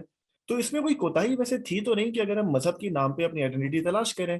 اور اس وقت کے جتنے مسلمان لیڈرز تھے، چند کو چھوڑ کے، مولانا آزاد وغیرہ، مولانا مودودی چھوڑ کے، باقی تمام بڑے لوگ تو اس آئیڈیا کو مانتے بھی تھے، اسے کیری بھی کیا، اور آج تک وہ اتنا سیکریٹ ہے کہ ہم جناح صاحب کو قائد اعظم بھی کہتے ہیں۔ مذہبی آئیڈینٹی کو لے کے چڑھا جا سکتا تھا، مگر میرے خیال میں دنیا میں کوئی بھی مذہبی آئیڈینٹی تو سارے عالم اسلام کی ہے، پھر سارا عالم اسلام ہی پھر ایک ملک کیوں نہیں بن سکتا؟ وہ کوشش تو کر رہے ہیں نا، ٹی ایل پی وغیرہ اور طالبان ISIS، کوشش تو یہی ہے، آپ جانتے ہیں۔ مگر پھر وہ کوشش کتنی کامیاب ہوتی ہے وہ بھی آپ کے سامنے ہی ہے۔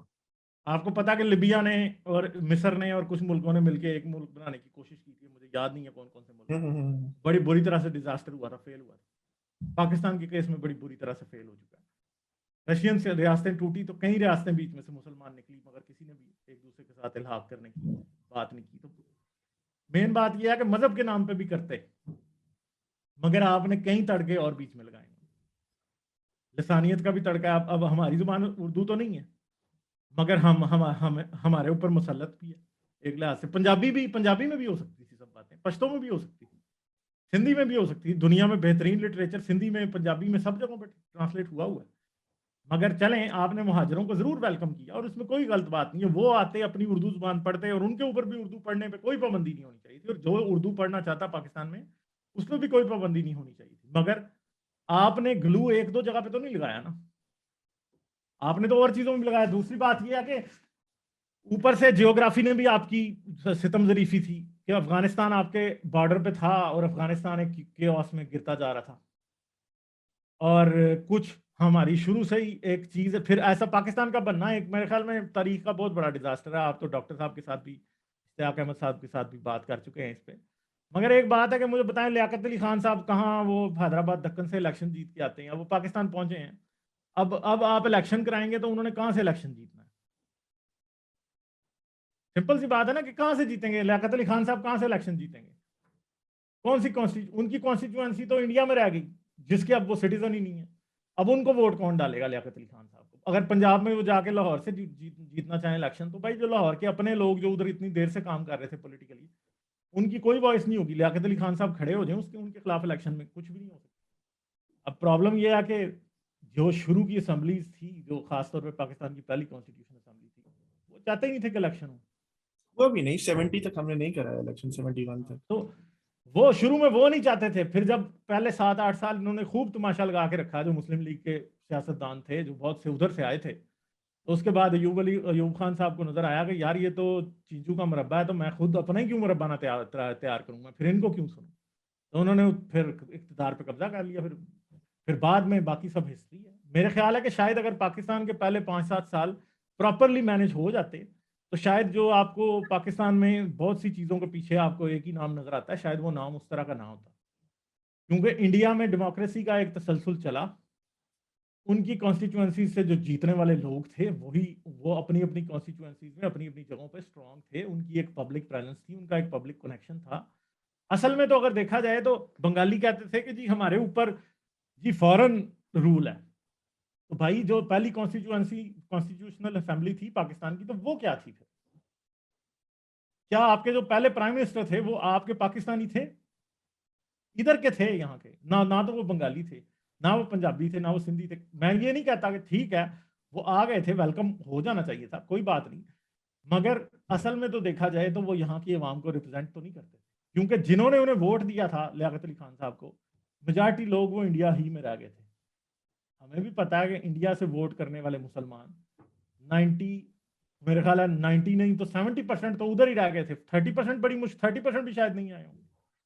بھائی جب تو کیا اب جو ارض پاکستان بنی ہے اس کی اسمبلی میں جو لوگ بیٹھے ہیں, کیا وہ اسی ارض پاکستان کے لوگوں کو ریپرزینٹ کر رہے ہیں یا نہیں کر رہے؟ آئی ایم سوری ٹو سے کہ وہ نہیں کر رہے تھے. تو پھر آپ کیا کریں گے؟ آپ کیسے یہ ایکسپیکٹ کر سکتے ہیں؟ اور پھر مجھے تو یہ پھر یہ سمجھ نہیں آتی کہ جب وہ لوگ ادھر آ کے بیٹھ گئے تو آپ کیا سمجھتے ہیں کہ وہ لوگ ان لوگوں کے بارے میں کتنا کا اچھا سوچ رہے ہوں گے؟ میرے خیال ہے اس کے بعد تو ان کی سیاسی نفسا نفسی شروع ہو گئی تھی کہ ان کو پتا تھا کہ اگر الیکشن ہو گیا تو ہم نے تو کچھ کر نہیں پانا. اور یہ ایسی باتیں ہیں کہ یہ ہر بندے کو پتہ ہیں, یہ کوئی میں ایسی باتیں نہیں کر رہا کہ جی کوئی بڑی کتابیں پڑھ کے یہ باتیں جاننے کی. تو پاکستان کی بنیاد ایک لیول پہ غلط نہیں تھی, بہت سے لیولز پہ غلط تھی. اگر پاکستان ایک سیکولر کنٹری ہوتا تو شاید ہم بعد ازاں ہمارا قانون ہمیں اس بات سے روکتے تاکہ ہم اسلامی جہاد کو افغانستان میں اجازت دیں. شاید ہمارا قانون ہمیں روک دیتا. شاید ہماری ایک اور بھی بات یاد رکھیں کہ امریکہ سے ایک بات پاکستان میں کنورٹ ہوئی تھی. وہ کیا تھی؟ امریکہ میں کمیونزم کے خلاف جو ایک بہت بڑی ویو چلی ہوئی تھی وہ ڈائریکٹلی پاکستان میں کنورٹ ہوئی تھی. بھائی بے نظیر کو اور ذوالفقار علی بھٹو تک کو کمیونسٹ کہا گیا.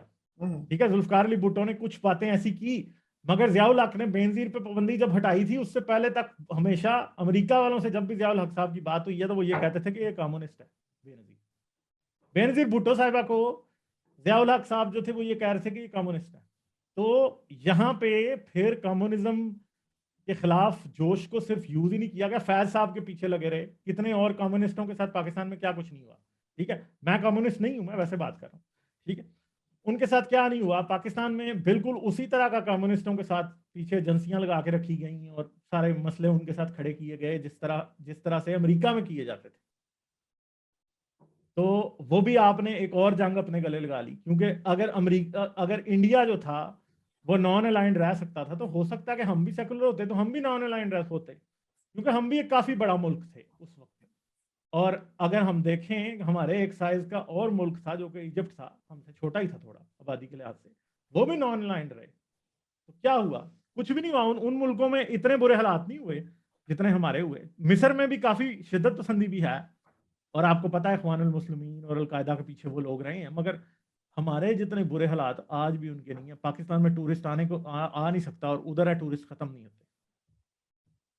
تو صرف کیا کہیں گے, اینٹیں بھی خراب ہیں, گارا بھی خراب ہے, دیوار بھی ہم نے ٹیڑھی بنائی ہے, لیول بھی ہمارا جو ہاتھ میں پکڑا ہے وہ بھی خراب ہے. ہر چیز میں ہی تو مسئلہ تھا. تو بتائیں اب کہاں سے ٹھیک ہوتا ہے؟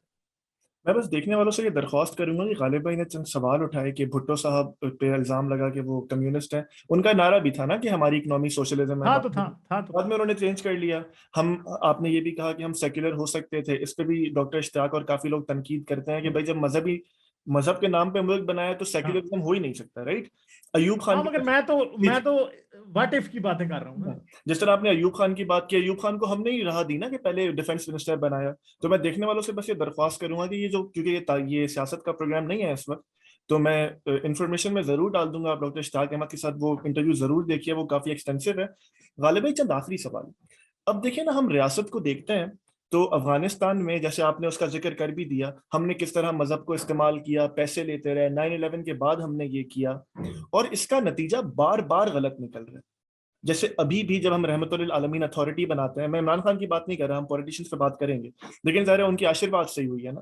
تو یہ غلطی سے سیکھ نہیں رہے, جان بوجھ کر غلطی کر رہے ہیں, ہمیں بے وقوف سمجھ رہے ہیں, یا اس کے پیچھے کوئی اور ایجنڈا ہے؟ آپ کیا سمجھتے ہیں؟ میرے خیال میں غلطی والی بات ہی نہیں ہے نا. غلطی والی بات کیسے ہو؟ ایک بات یاد رکھیں گے, پاکستان میں جن کے ہاتھ میں پاور ہے نا, ان کا یہ فارمولا تو ہمیشہ سے سکسیسفل رہا ہے. ان کے لیے تو یہ غلطی ہے ہی نہیں ہے. ان کے لیے غلطی کیسے ہے؟ نہیں دیکھیے نا, بتائیں مجھے. اب یہی غلطیاں کرتے کرتے جب ان کے پاس یہ مذہب کی بنیاد تھی, عمران خان کو بھی جس طرح انسٹال کیا, یہ باتیں ہو رہی ہیں کہ پاکستان بینک کرپٹ ہو گیا, اسٹیٹ بینک ہم نے گروی رکھوا دیا ہے. اب ہمارا یہ حال ہے, بہت برے حالات ہیں اس ٹائم. جی ہمارا یہ حال ہے کہ آپ جانتے ہیں نا کہ یہ جو باتیں ہیں, ایون جب راہیل شریف صاحب بن رہے تھے آرمی چیف, تو ان پہ, معاف کیجیے گا, جو ابھی ہمارے حالیہ باجوہ صاحب آرمی چیف بن رہے تھے, باجوہ صاحب ان پہ الزام لگاتے قادیانی ہے, انہیں عمرہ کرنا پڑا تھا, انہیں اپنے گھر پہ میلاد کرانا پڑا تھا. تو ان کے لیے بھی تو ایک نقصان تو ہے نا, یہ آئیڈیالوجی کے خود بھی تو اسیر ہو گئے ہیں وہ. اسیر تو ہو گئے ہیں, مگر اگر دیکھا جائے کہ so far it has worked for them. ہماری غلطیاں ہوں گی, سیاستدانوں کی غلطیاں ہوں گی, اس ملک کی انٹلیکچوئل سرکلز کی غلطیاں ہیں, مگر مسئلہ یہ ہے کہ ان کے تیر نشانے پہ لگے کب تھے انٹلیکچوئلز کے اور پولیٹیشنز کے؟ بتائیں مجھے. ان کے تو کبھی لگے ہی نہیں ہے نا. فاطمہ جناح سے لے کے آج تک پولیٹیشن ذلیل ہو رہے ہیں, ٹھیک ہے. اور مطلب چھوڑ دیں آپ, باتیں کوئی ہے ہی نہیں ہے. پاکستان میں ایک ایسی بات ہے کہ ٹی وی کے اوپر بیٹھ کے لوگ, آج کل اگر ایک پروگرام بھی ہوتا ہے تو سارے کا سارا, آج کل کیا ہمیشہ سے ہی ہوتا ہے, پورے کا پورا سینسر ہوتا ہے کہ آپ نے فلاں کے خلاف بات نہیں کرنی, فلاں نہیں کرنا, یہ نہیں کرنا, وہ نہیں کرنا, ہر چیز کے اوپر کوسچن لگے ہوتے ہیں. آپ میڈیا کے آدمی ہیں, آپ بہتر سمجھتے ہیں مجھ سے. تو اگر میں یہ دیکھوں کہ غلطی کہاں ہوئی یا کیسے ہوئی, مجھے لگتا ہے کہ شاید پہلی بار تاریخ میں, ابھی یہ جو خاص طور پہ ابھی جو پرابلم پاکستان کا چلا ہے, خاص طور پہ ابھی جو میں کل ہی سید مزمل کی ویڈیو ایک دیکھ رہا تھا, تو میں نے دیکھی تو اس کے بعد مجھے احساس ہوا کہ یار حالات بڑے خراب ہیں, کیونکہ میں اتنا زیادہ پاکستانی پالیٹکس کو بہت زیادہ نہیں دیکھتا ہوں. اس کے بعد پھر میں نے جو فیکٹس اینڈ فگر سید مزمل نے بتائے تھے, میں نے خود وہ دیکھے, تو میں نے تو سر پکڑ لیا کہ یار پاکستان کا واقعی یہ حال ہو چکا ہے. کیونکہ جماعت اسلامی کے امیر صاحب کافی دنوں سے چیخ رہے تھے کہ اسٹیٹ بینک کا گورنر جو ہے وہ IMF اپوائنٹ کر رہا ہے. تو مجھے پتا تھا کہ یہ حالات ہیں, اور پھر میں جب سے اسٹیٹ بینک کے گورنر کی وہ والی تقریر میں نے سنی کہ پاکستان ورچولی بینکرپٹ ہو چکا ہے, تو اس کے بعد پھر جب مجھے اس اسٹیٹسٹک میرے ذہن میں نہیں تھا کہ پاکستان کے اوپر اس ٹائم جو بیرونی قرضوں کا دباؤ ہے, وہ 70% قرضہ ہم پچھلے جو 50 سالوں میں 70 سالوں میں لیا تھا, اس کا 70% ابھی پچھلے 3 سالوں میں لے لیا. قرض لینے کے لیے قرض دینا, اگر قرض آپ دینے مجھے کے لیے قرض اجازت دینا دیں تو پڑا. میں وہ کوڈ بھی ہاں کر دیتا ہوں. $30 ٹریلین کریں. ہم نے 70 سال میں لیے تھے, خان ہاں صاحب کے ہاں دور میں ہم نے $20 ٹریلین لے لیے ہیں. ہاں. تو اب یہ بات بتائیں کہ یہ اب پہلی بار ایسے لگ رہا ہے کہ شاید جو اوپر بیٹھے ہیں پاورفل لوگ, ان کو بھی پہلی بار یہ احساس ہو رہا ہے کہ یار یہ اکانومی اب اس طرف جا رہی ہے کہ جہاں پہ ہمیں پالنا بھی مشکل ہو جائے گا. تو پہلی بار مجھے ایسے لگ رہا ہے. مگر پھر میرے ذہن میں وہ 90s میں نا, کبھی کبھی اخباروں میں, آپ تو خیر ہم سے چھوٹے ہیں, 90s میں اخباروں میں نا شاید سرخیاں ہوتی تھی کئی بار, امریکی تھنک ٹینک نے 2025 میں پاکستان کو ختم کرنے کا جو ہے نا وہ پلان بنا لیا. ٹھیک ہے, تو ابھی 2022 ہوا ہے, صحیح ہے. تو ابھی کل پرسوں میں پتہ نہیں کس کی بات سن رہا تھا, ایک اور کسی شخص کی, میرے ذہن میں نہیں آ رہا کہ کس شخص کی میں بات سن رہا تھا. وہ حضرت یہ کہہ رہے تھے کہ, یا میرے خیال ہے میری کسی سے بات ہو رہی تھی پرسنل, کسی فرینڈ سے, وہ حضرت یہ کہہ رہے تھے, ہاں میرے دوست سے ہی میری بات ہو رہی تھی, وہ یہ کہہ رہے تھے جی کہ آج کے دور میں جنگیں اب یہ تیر تلوار کمان بم بندوق تلوار سے تو نہیں لڑی جانی, راکٹوں سے. سب سے بڑی وار تو وہ ہے جو کہ ہم ہار چکے ہیں آلریڈی, وہ ہے اکنامک وار. اب عمران خان صاحب کہہ رہے ہیں ہم انڈیا کے ساتھ تجارت کرنا چاہتے ہیں, تو بھائی اب تجارت آپ انڈیا کے ساتھ کیسے کریں گے؟ اب وہ نہیں آپ کے ساتھ کرنا چاہتے. پہلے صرف آپ کی طرف پاگل بیٹھے ہوتے تھے, اب ادھر بھی پاگل بیٹھے ہیں. ٹھیک ہے, اب ہندوتوا والے جو ہیں وہ مودی صاحب کو انہوں نے ٹانگ مار کے نیچے گرا دینا ہے اگر مودی صاحب نے پاکستان کی طرف ذرا بھی سافٹ کارنر رکھا. تو اب تجارت جب امپاسبل ہے تو تب آپ کہہ رہے ہیں کہ تجارت ہو. تو مجھے نہیں پتا کہ عمران خان صاحب واقعی تجارت کرنا چاہتے ہیں یا ان کو پتا کہ یار انہوں نے اب کرنی ہی نہیں ہے, ہم ویسا کر لیں. اور ہم تو نے مجھے بس معاف کیجیے گا, صرف ریکارڈ کی درستگی کے لیے, حماد اظہر صاحب جب ہمارے بیچ میں انٹرم بنے تھے فائنانس منسٹر, تو انہوں نے اعلان کیا تھا کہ ہم پیاز اور ٹماٹر منگائیں گے. صبح اعلان کیا تھا, شام کو GHQ سے بات آ گئی تھی, بھائی جان نہیں منگائیں گے. تو اب یہی حال ہے کہ ایسے مجھے تو ایسے بھی لگ رہا ہے کہ عمران خان صاحب نے کہا تو ہے کہ ہم تجارت کریں گے, مگر اصل میں ارادہ نہیں ہے کوئی بھی. اور شاید ہمارے اکنامک ٹائز اچھے ہوتے تو ہماری اکانومی بھی اچھی ہوتی شاید, کیونکہ اگر پاکستان انڈیا سے تجارت کرنے لگ جائے تو میرا نہیں خیال کہ پاکستان کو کسی اور ملک سے کوئی خاص تجارت کرنے کی ضرورت بھی پڑے گی, اتنا GDP وہاں سے آ سکتا ہے.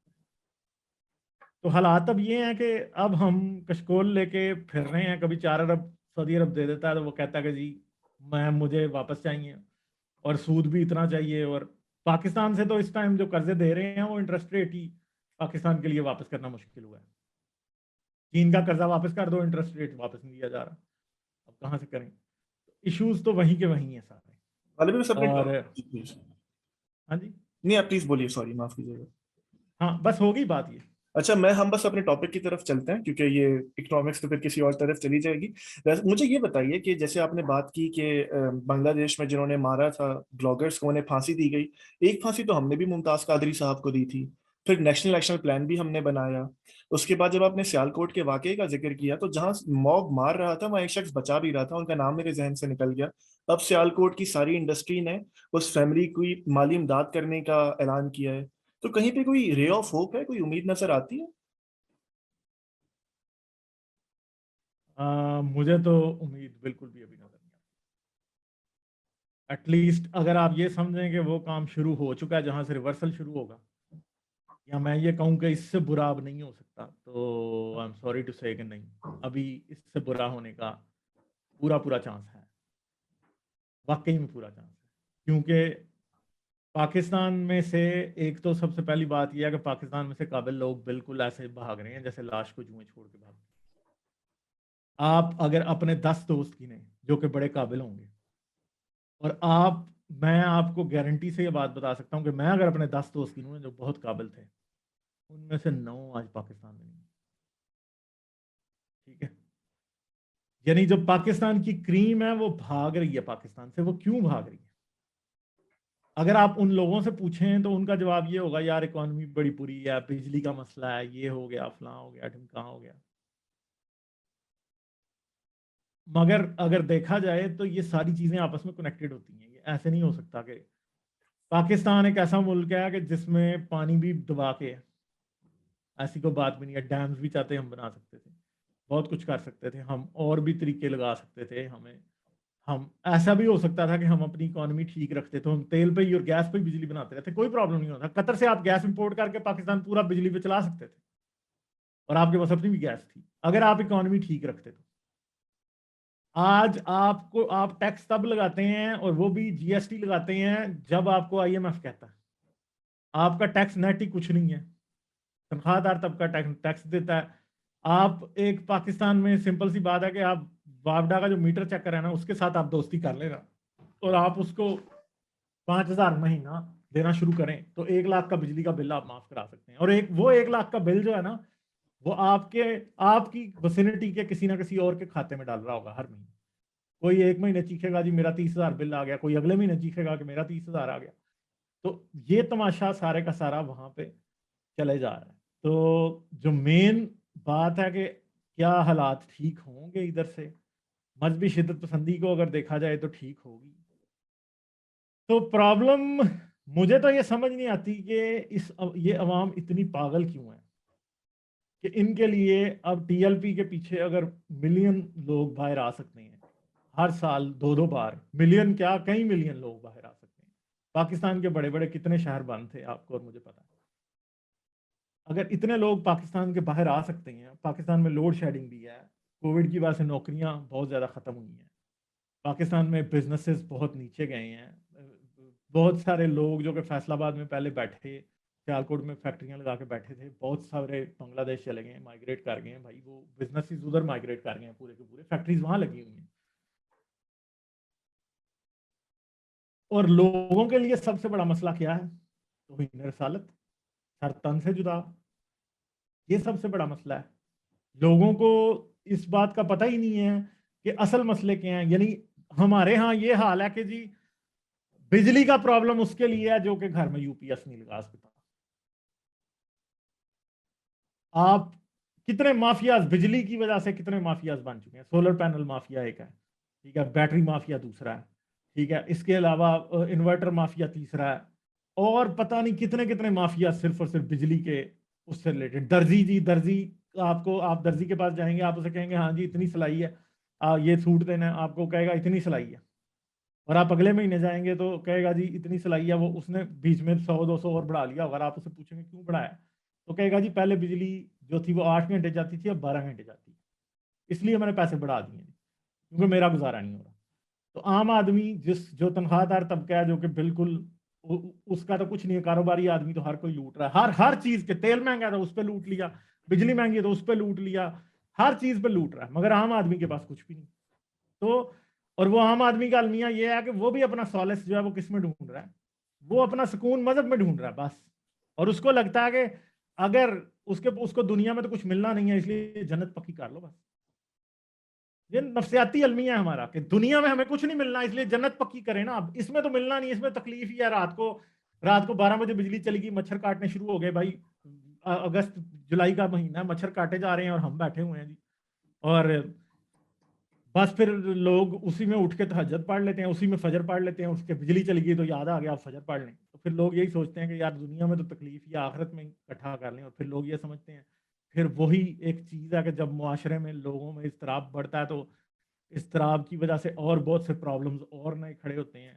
اس اضطراب کی وجہ سے, اس پرابلمز کی وجہ سے ہر کوئی کہیں نہ کہیں اور تھوڑے سے پیسے لوٹنے کی کوشش کر رہا ہے کہ یار وہ گھر میں یو پی ایس سیٹ کرا لے گا, یہ کر لے گا. ایک گلٹ بھی بڑھتا ہے اس کی وجہ سے. جب اس کی وجہ سے گلٹ بڑھتا ہے تو اس کی وجہ سے پھر آپ کو یہ لگتا ہے کہ نہیں ہم تو جی جب سر تن سے جدا کسی گستاخ کا کریں گے تو ہماری جنت پکی ہوگی, کیونکہ باقی تو دنیا میں ہم سے کوئی اچھا کام ہونا نہیں ہے, اس لیے ہم صرف سر تن سے جدا ہی کریں گے تو ہماری جنت پکی ہو سکتی ہے.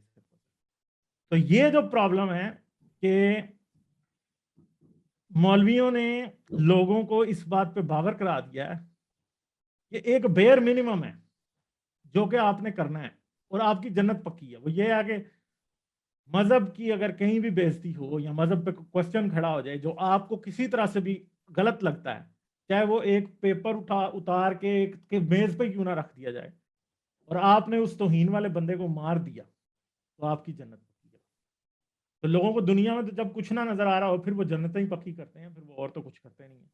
I'm sorry to say, یہی بات ہے اور کیا.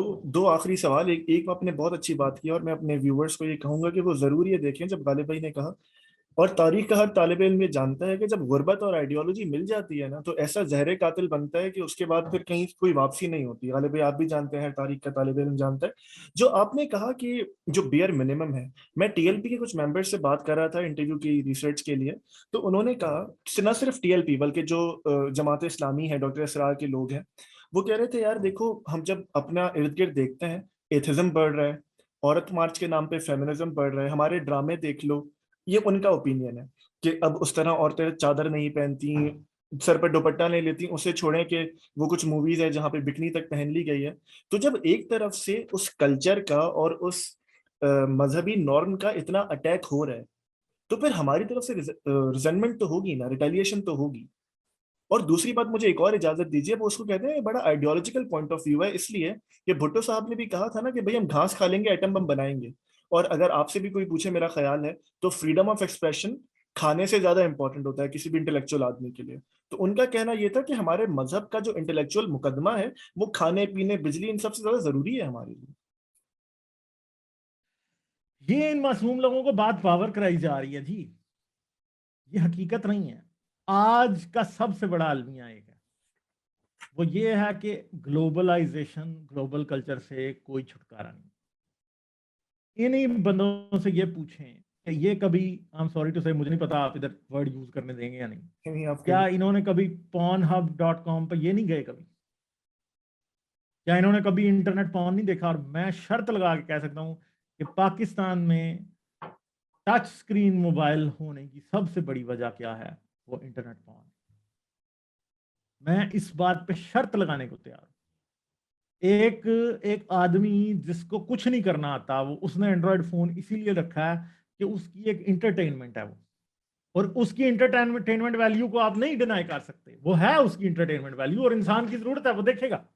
ٹھیک ہے, اب پرابلم یہ ہے کہ اگر جیو ٹی وی پہ ایک لڑکی نے اگر جینز پہن لی تو اس سے کیا ہو جائے گا مجھے بتائیں. فرض کریں وہ نہیں بھی پہنتی, تو کیا انٹرنیٹ پون پاکستان میں بند ہو گیا؟ کیا پاکستان میں آپ نے پچھلے 10 سال سے آپ نے ساری ایسی ویب سائٹس بین کر کے رکھی ہیں, تو کیا پاکستان کی پون کنزمپشن کم ہوگی؟ کیا لوگ نہیں دیکھتے؟ کیا ٹورنٹ سے لوگ نہیں پون ڈاؤن لوڈ کرتے؟ کیا پراکسیز لوگوں نے پیڈ پراکسیز نہیں رکھی, فری پراکسیز نہیں رکھی, لوگوں نے دیکھنا بند کر دیا؟ تو بھائی اگر کوئی مجھے اب وہ نہیں, نام نہیں ان کے یاد, کوئی پاکستانی ایکٹریس اگر وہ تھوڑا سا کچھ پہن کے اور کوئی ڈانس کے 2 ٹھمکے لگا دے گی, تو اس سے آپ کے اخلاق میں کیا فرق آ جائے گا؟ یار آپ تو کھلا پون دیکھنے والے لوگ ہیں, تو کیا فرق پڑ جائے گا؟ مطلب میں آپ سے شرط لگانے کو تیار ہوں کہ یہ اتنا انٹرنیٹ پون دیکھنے والے لوگ, وہ اگر کوئی بچی ان کے سامنے, کوئی لڑکی کوئی بکینی پہن کے بھی ڈانس کر لے نا, تو یہ اتنے انسینسٹیو ہو چکے ہیں انٹرنیٹ پون دیکھ دیکھ کے کہ ان کو اس پہ کچھ بھی فیل نہیں ہوگا. اور یہ بات کرتے ہیں حیا کی اور یہ ساری باتیں, پھر عورت مارچ کے اوپر باتیں کرنا. تو بات یہ ہے کہ عورت مارچ ان کو اس لیے برا لگتا ہے کہ وہاں پہ ان کو کچھ ایسی عورتیں نظر آ جاتی ہیں جو کہ ان کے منہ پہ مارتی ہیں تماچے. سمپل سی بات ہے کہ انہوں نے گھروں میں عورتیں بند کر کے رکھی ہیں بھیڑ بکریوں کی طرح, اور کوئی ان کو نہ کوئی پڑھنے کا آزادی یا نہ کوئی پراپر کوئی اپرچونٹی مل رہی. پاکستان میں اگر آپ دیکھیں آئرن ڈیفیشنسی اور وٹامن ڈی کی کمی کی وجہ سے عورتوں کے کتنے ہیلتھ ایشوز ہیں وہ ہمارے سامنے. صحیح ہے, تو آئی تھنک پاکستان کے سب سے بڑے مسئلوں میں سے ایک تو اوور پاپولیشن ہے. اوور پاپولیشن کی وجہ سے بہت زیادہ مسائل ہیں. دوسری جو چیز ہے کہ اگر آپ یہ سمجھیں کہ جی ان کی آئیڈیالوجی پہ کوئی اٹیک ہے, یہ کہ جی ہم ٹی وی کے اوپر کوئی ایسا ڈرامہ آ گیا جس کے اندر ایک ہسبینڈ نے اپنی وائف کو گلے لگا لیا, تو ان کے اوپر ان کی آئیڈیالوجی پہ کوئی اٹیک ہے. تو اگر یہ سوچا جائے کہ یہ اپنی وہ کیا اسے کہتے ہیں معاشرے میں بے حیائی کو روکنا چاہتے ہیں اس لیے یہ ایسا کر رہے ہیں, تو وہ بات غلط ہے. کیونکہ معاشرے میں بے حیائی جو ہے وہ اس طرح سے تھوڑی رکے گی. جب انٹرنیٹ پون تک جانے کا کوئی بھی ایسا نہیں ہے کہ وہ رک جائے گا کسی بھی طرح سے. ٹھیک ہے, تو باقی انڈین موویز بھی پاکستان میں لگ رہی ہیں, سب کچھ ہو رہا ہے. تو اگر کوئی لڑکی اپنے ٹی وی پہ ادھر سے کوئی لڑکی کو ایسا کر لے گی, کوئی ڈرامہ اس طرح کا لگ جائے گا, تو اس پہ ان کو بڑا اعتراض ہے. وہ اعتراض اس لیے ہے کیونکہ پاکستان کے ڈرامہ زیادہ تر عورتیں دیکھتی ہیں، ٹھیک ہے، پھر ان کو لگتا ہے کہ یہ عورت ہماری دیکھ کے کچھ ایسا ہی نہ شروع کر دے، تو وہ آئیڈیالوجی پہ اٹیک تو ان کو لگتا ہے کہ وہ ہے، مگر وہ اتنا بڑا پرابلم بھی نہیں ہے، کیونکہ اگر دیکھا جائے تو پاکستان میں اگر آپ آج کا اخبار اٹھا لیں اور اس میں سے آپ ریپ نیوز گننا شروع کریں گے کتنی آئی ہیں، ہر روز کے اخبار میں کم از کم 5 سے 6 ریپ نیوز آتی ہیں، اور میں آپ سے شرط لگانے کو تیار ہوں کہ ان میں سے آدھے کون ہوتے ہیں، آئی ایم سوری ٹو سے ان میں سے آدھے حافظ قرآن داڑھی والے مولوی ہوتے ہیں، کیونکہ بچوں کو ریپ نہیں چھوڑ رہے۔ اب دیکھیں ڈراموں میں کوئی چائلڈ پون تو دکھایا نہیں جا رہا، ایون کہ پون ہب بھی چائلڈ پون نہیں دکھاتا، مگر مولوی پھر بھی باز نہیں آتے، تو اس کی وجہ کیا ہے؟ اس کی بھی تو کوئی وجہ ہوگی، اور اس کی وجہ ہمیں بھی پتا ہے کہ وہ وجہ کیا ہے۔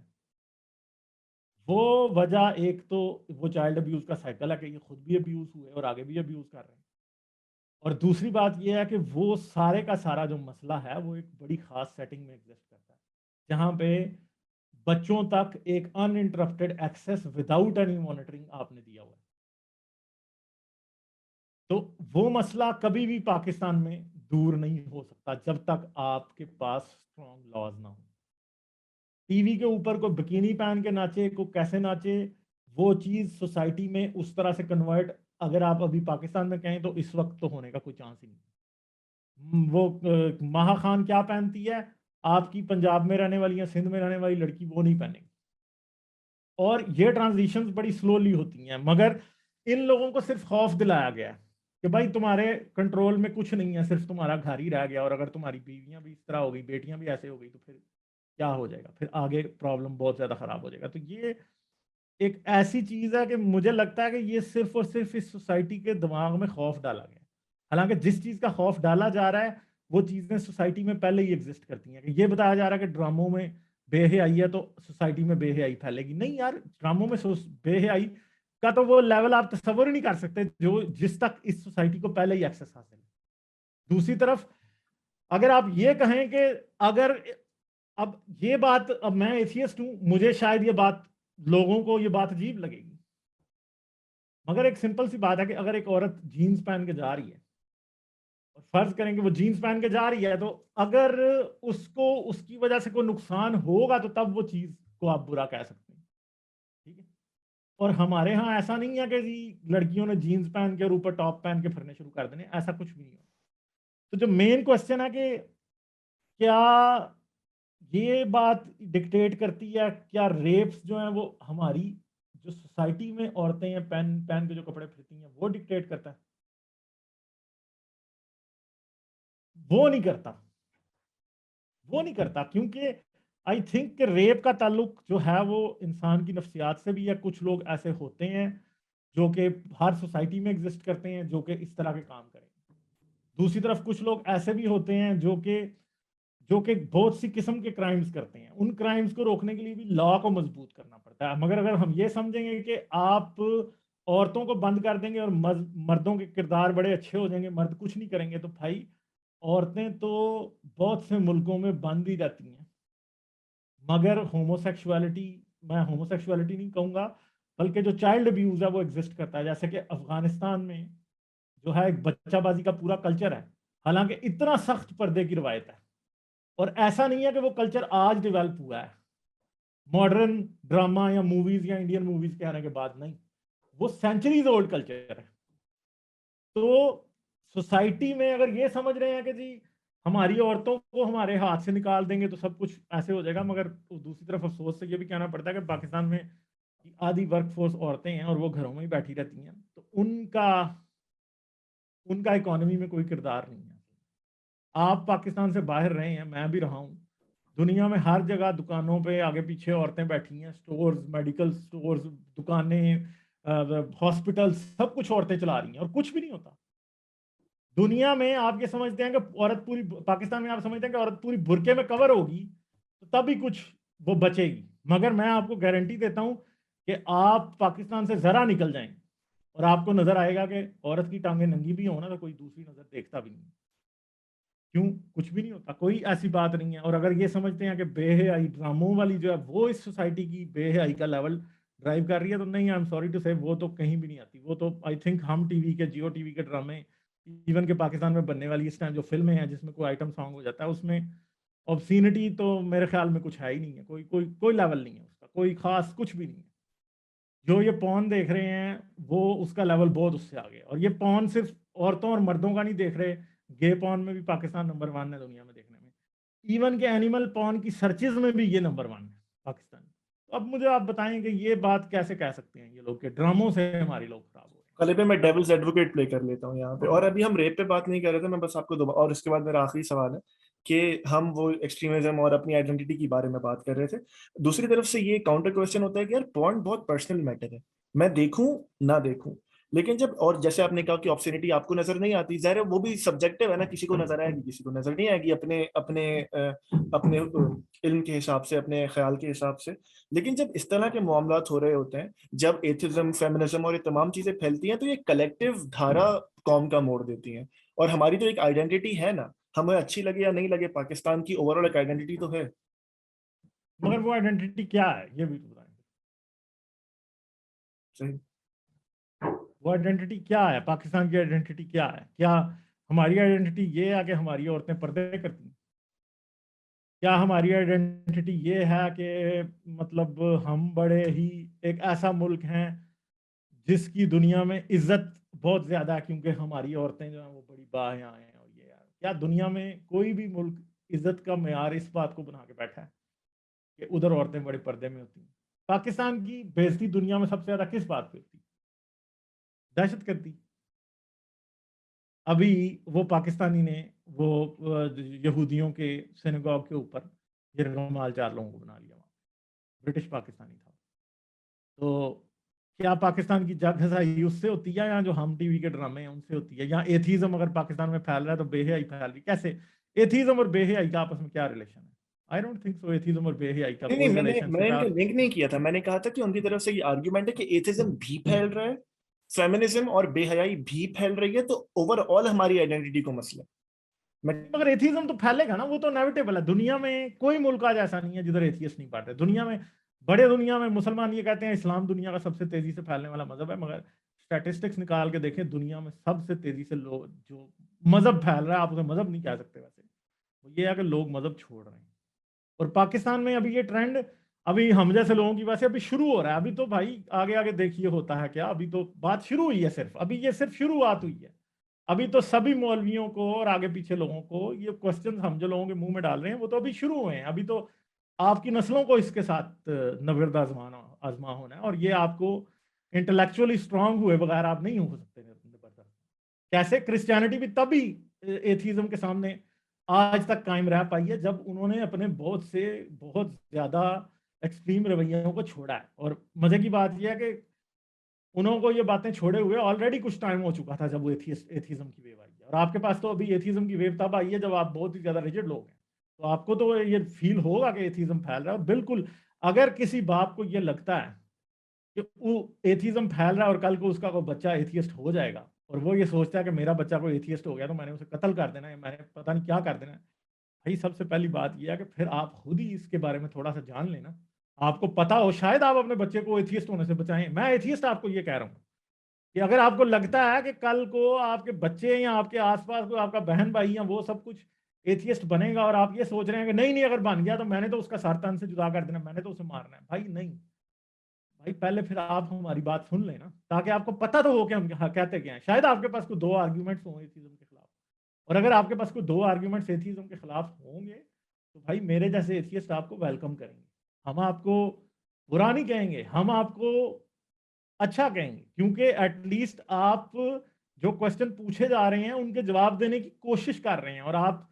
اور دیکھیں کتنے لوگ کسی کو مار لیں گے. یہ بھی یاد رکھیں جب ایتھیسٹ بڑھنے شروع ہوں گے تو یہ ہم تو آپ سے یہ بھی نہیں، میں تو آپ سے کئی دفعہ لوگ کہتے ہیں کہ جی ایتھیسٹ کے لیے ایکسیپٹنس ہونی چاہیے سوسائٹی میں، کیسے بنے گی کیسے نہیں بنے گی. نہیں، یہ آٹومیٹکلی بنے گی. کیسے کہ ہر باپ پاگل نہیں ہوگا کہ اس کا بچہ ایتھیسٹ ہو جائے تو وہ اسے مارنے دوڑ پڑے. ہر ماں پاگل نہیں ہوگی کہ وہ مارنے دوڑ پڑے.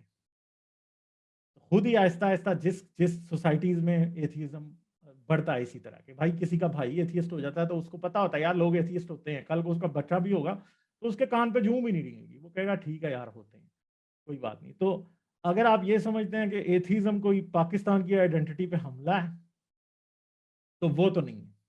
مجھ جیسے ایتھیسٹ جو ہیں وہ پاکستان کی بری حالت پہ افسردہ ہیں ہمیشہ سے, آج سے نہیں ہے. ہم پاکستان کا بھلا چاہتے ہیں کیونکہ ہمیں لگتا ہے کہ پاکستان جو اتنی شدید کٹر مذہبی شدت پسندی کی طرف چلا گیا اتنی نہیں ہونی چاہیے.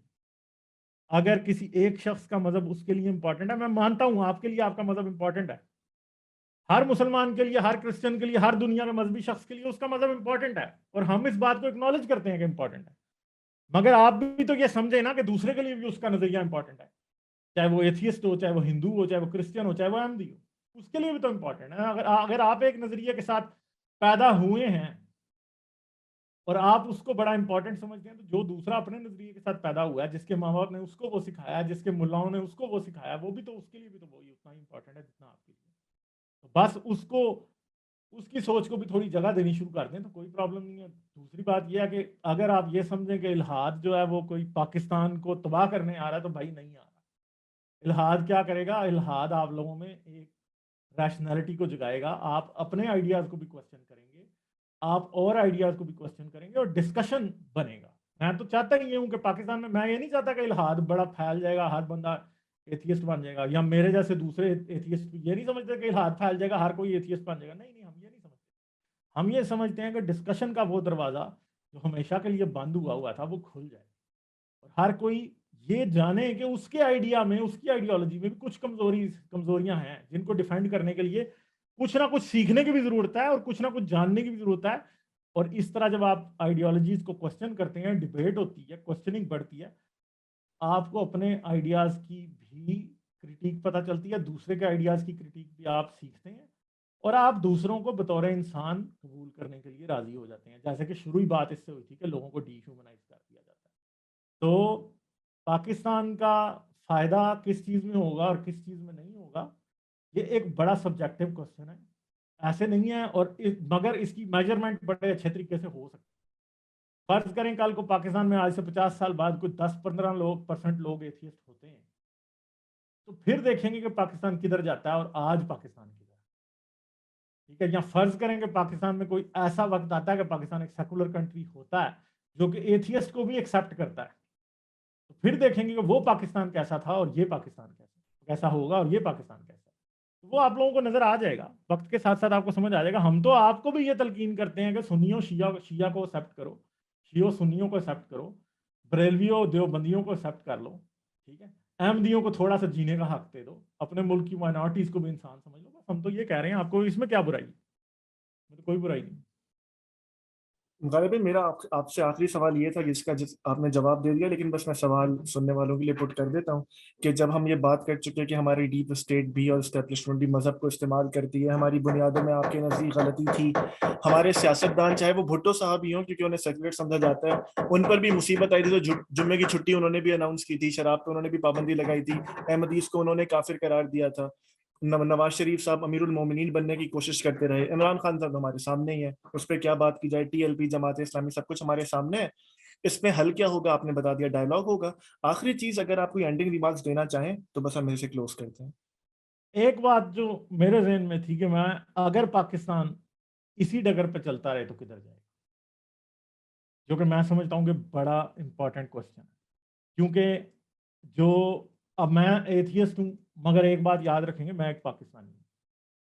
میں ایک ایتھیسٹ ہونا وہ ایک اور چیز ہے, مگر ایک سیکولر پاکستانی میں اپنے آپ کو کہوں, جو کہ یہ سمجھتا ہے کہ ہر مذہب کو اپنی پریکٹس کرنے کی اجازت ہونی چاہیے, جو یہ سمجھتا ہے کہ ہر مذہب کے لوگوں کو سانس لینے کی اجازت ہونی چاہیے.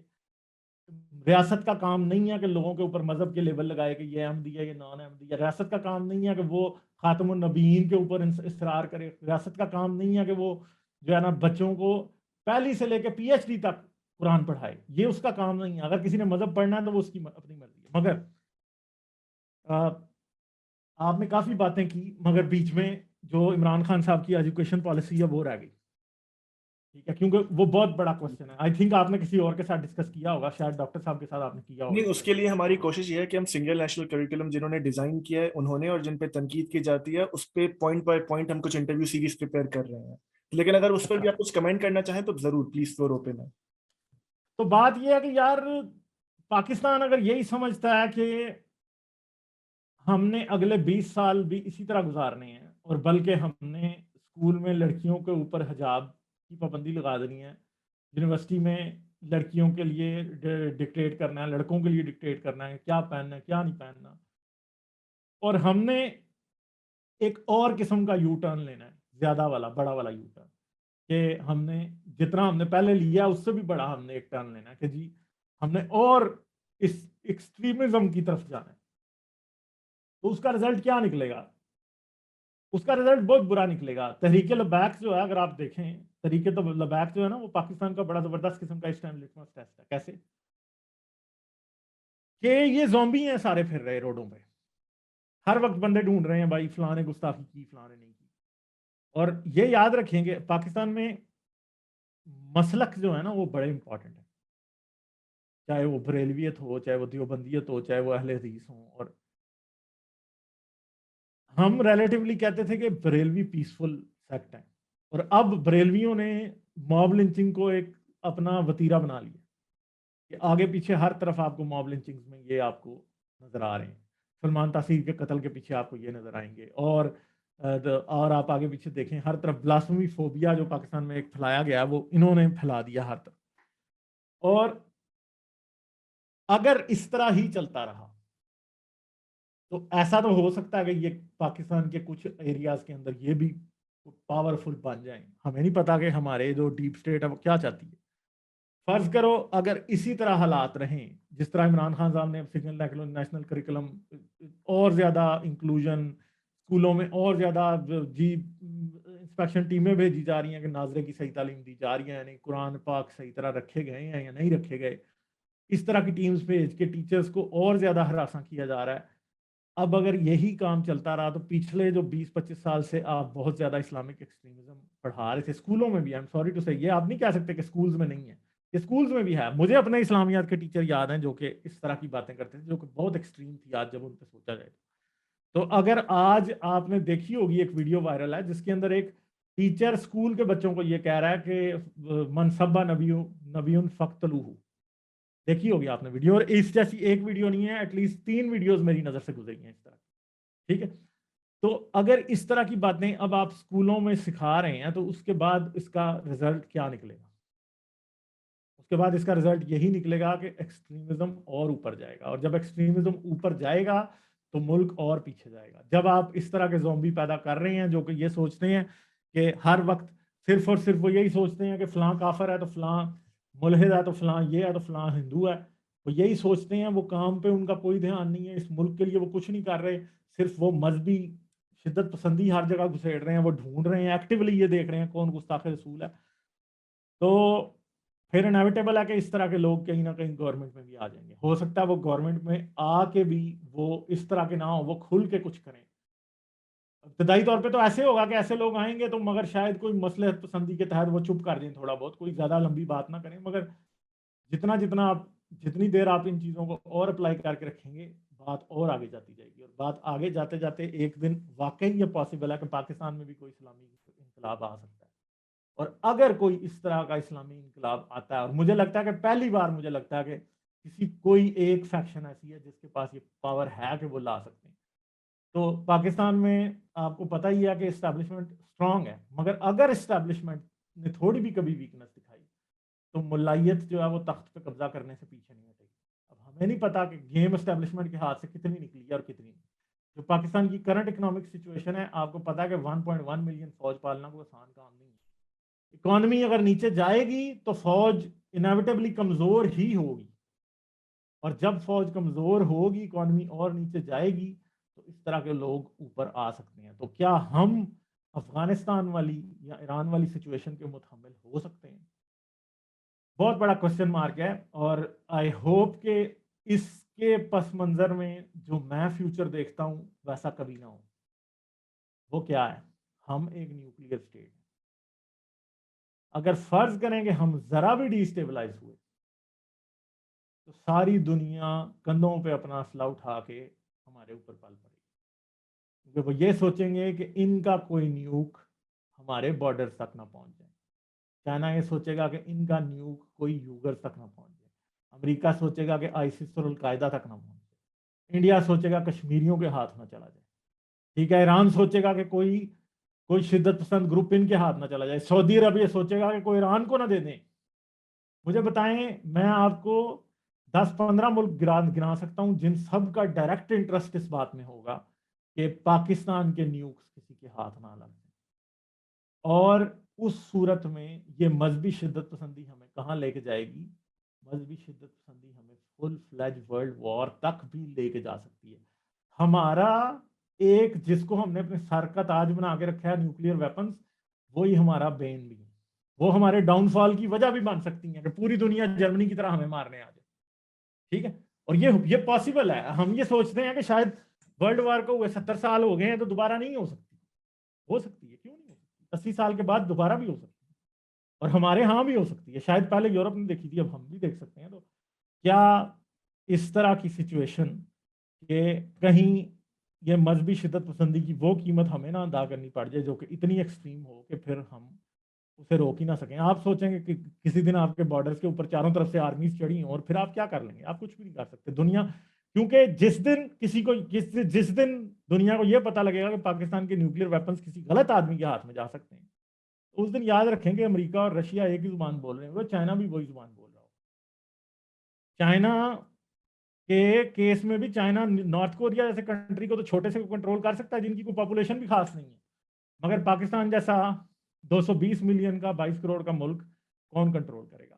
تو یہ ایک چیز ہو سکتی ہے، ہو سکتا ہے آپ کو یہ سینیریو فار آف لگے، مگر آج کل دنیا کی ہر چیز اکانومی سے جڑی ہوئی ہے، اور وہ اکانومی آپ نے شروع سے ایسی تیار کی ہے کہ وہ وار بیس تھی کہ جی افغانستان میں امریکہ آتا تھا تو ہماری تجوریاں، اپنی تجوریوں کے منہ ہمارے لیے کھول دیتا تھا تو ہم لگے رہتے تھے، ٹھیک ہے، اور چاہے ہم پہلے 65 میں جنگ لڑے تھے تب بھی ہم امریکی امداد کا انتظار کر رہے تھے، انڈیا سے جب بھی جنگ لڑتے ہیں تو تب بھی ہم نے اپنا کوئی ملٹری بجٹ بڑھوانا ہوتا ہے تو ہم کیا بارڈر پہ چھڑ لیتے ہیں۔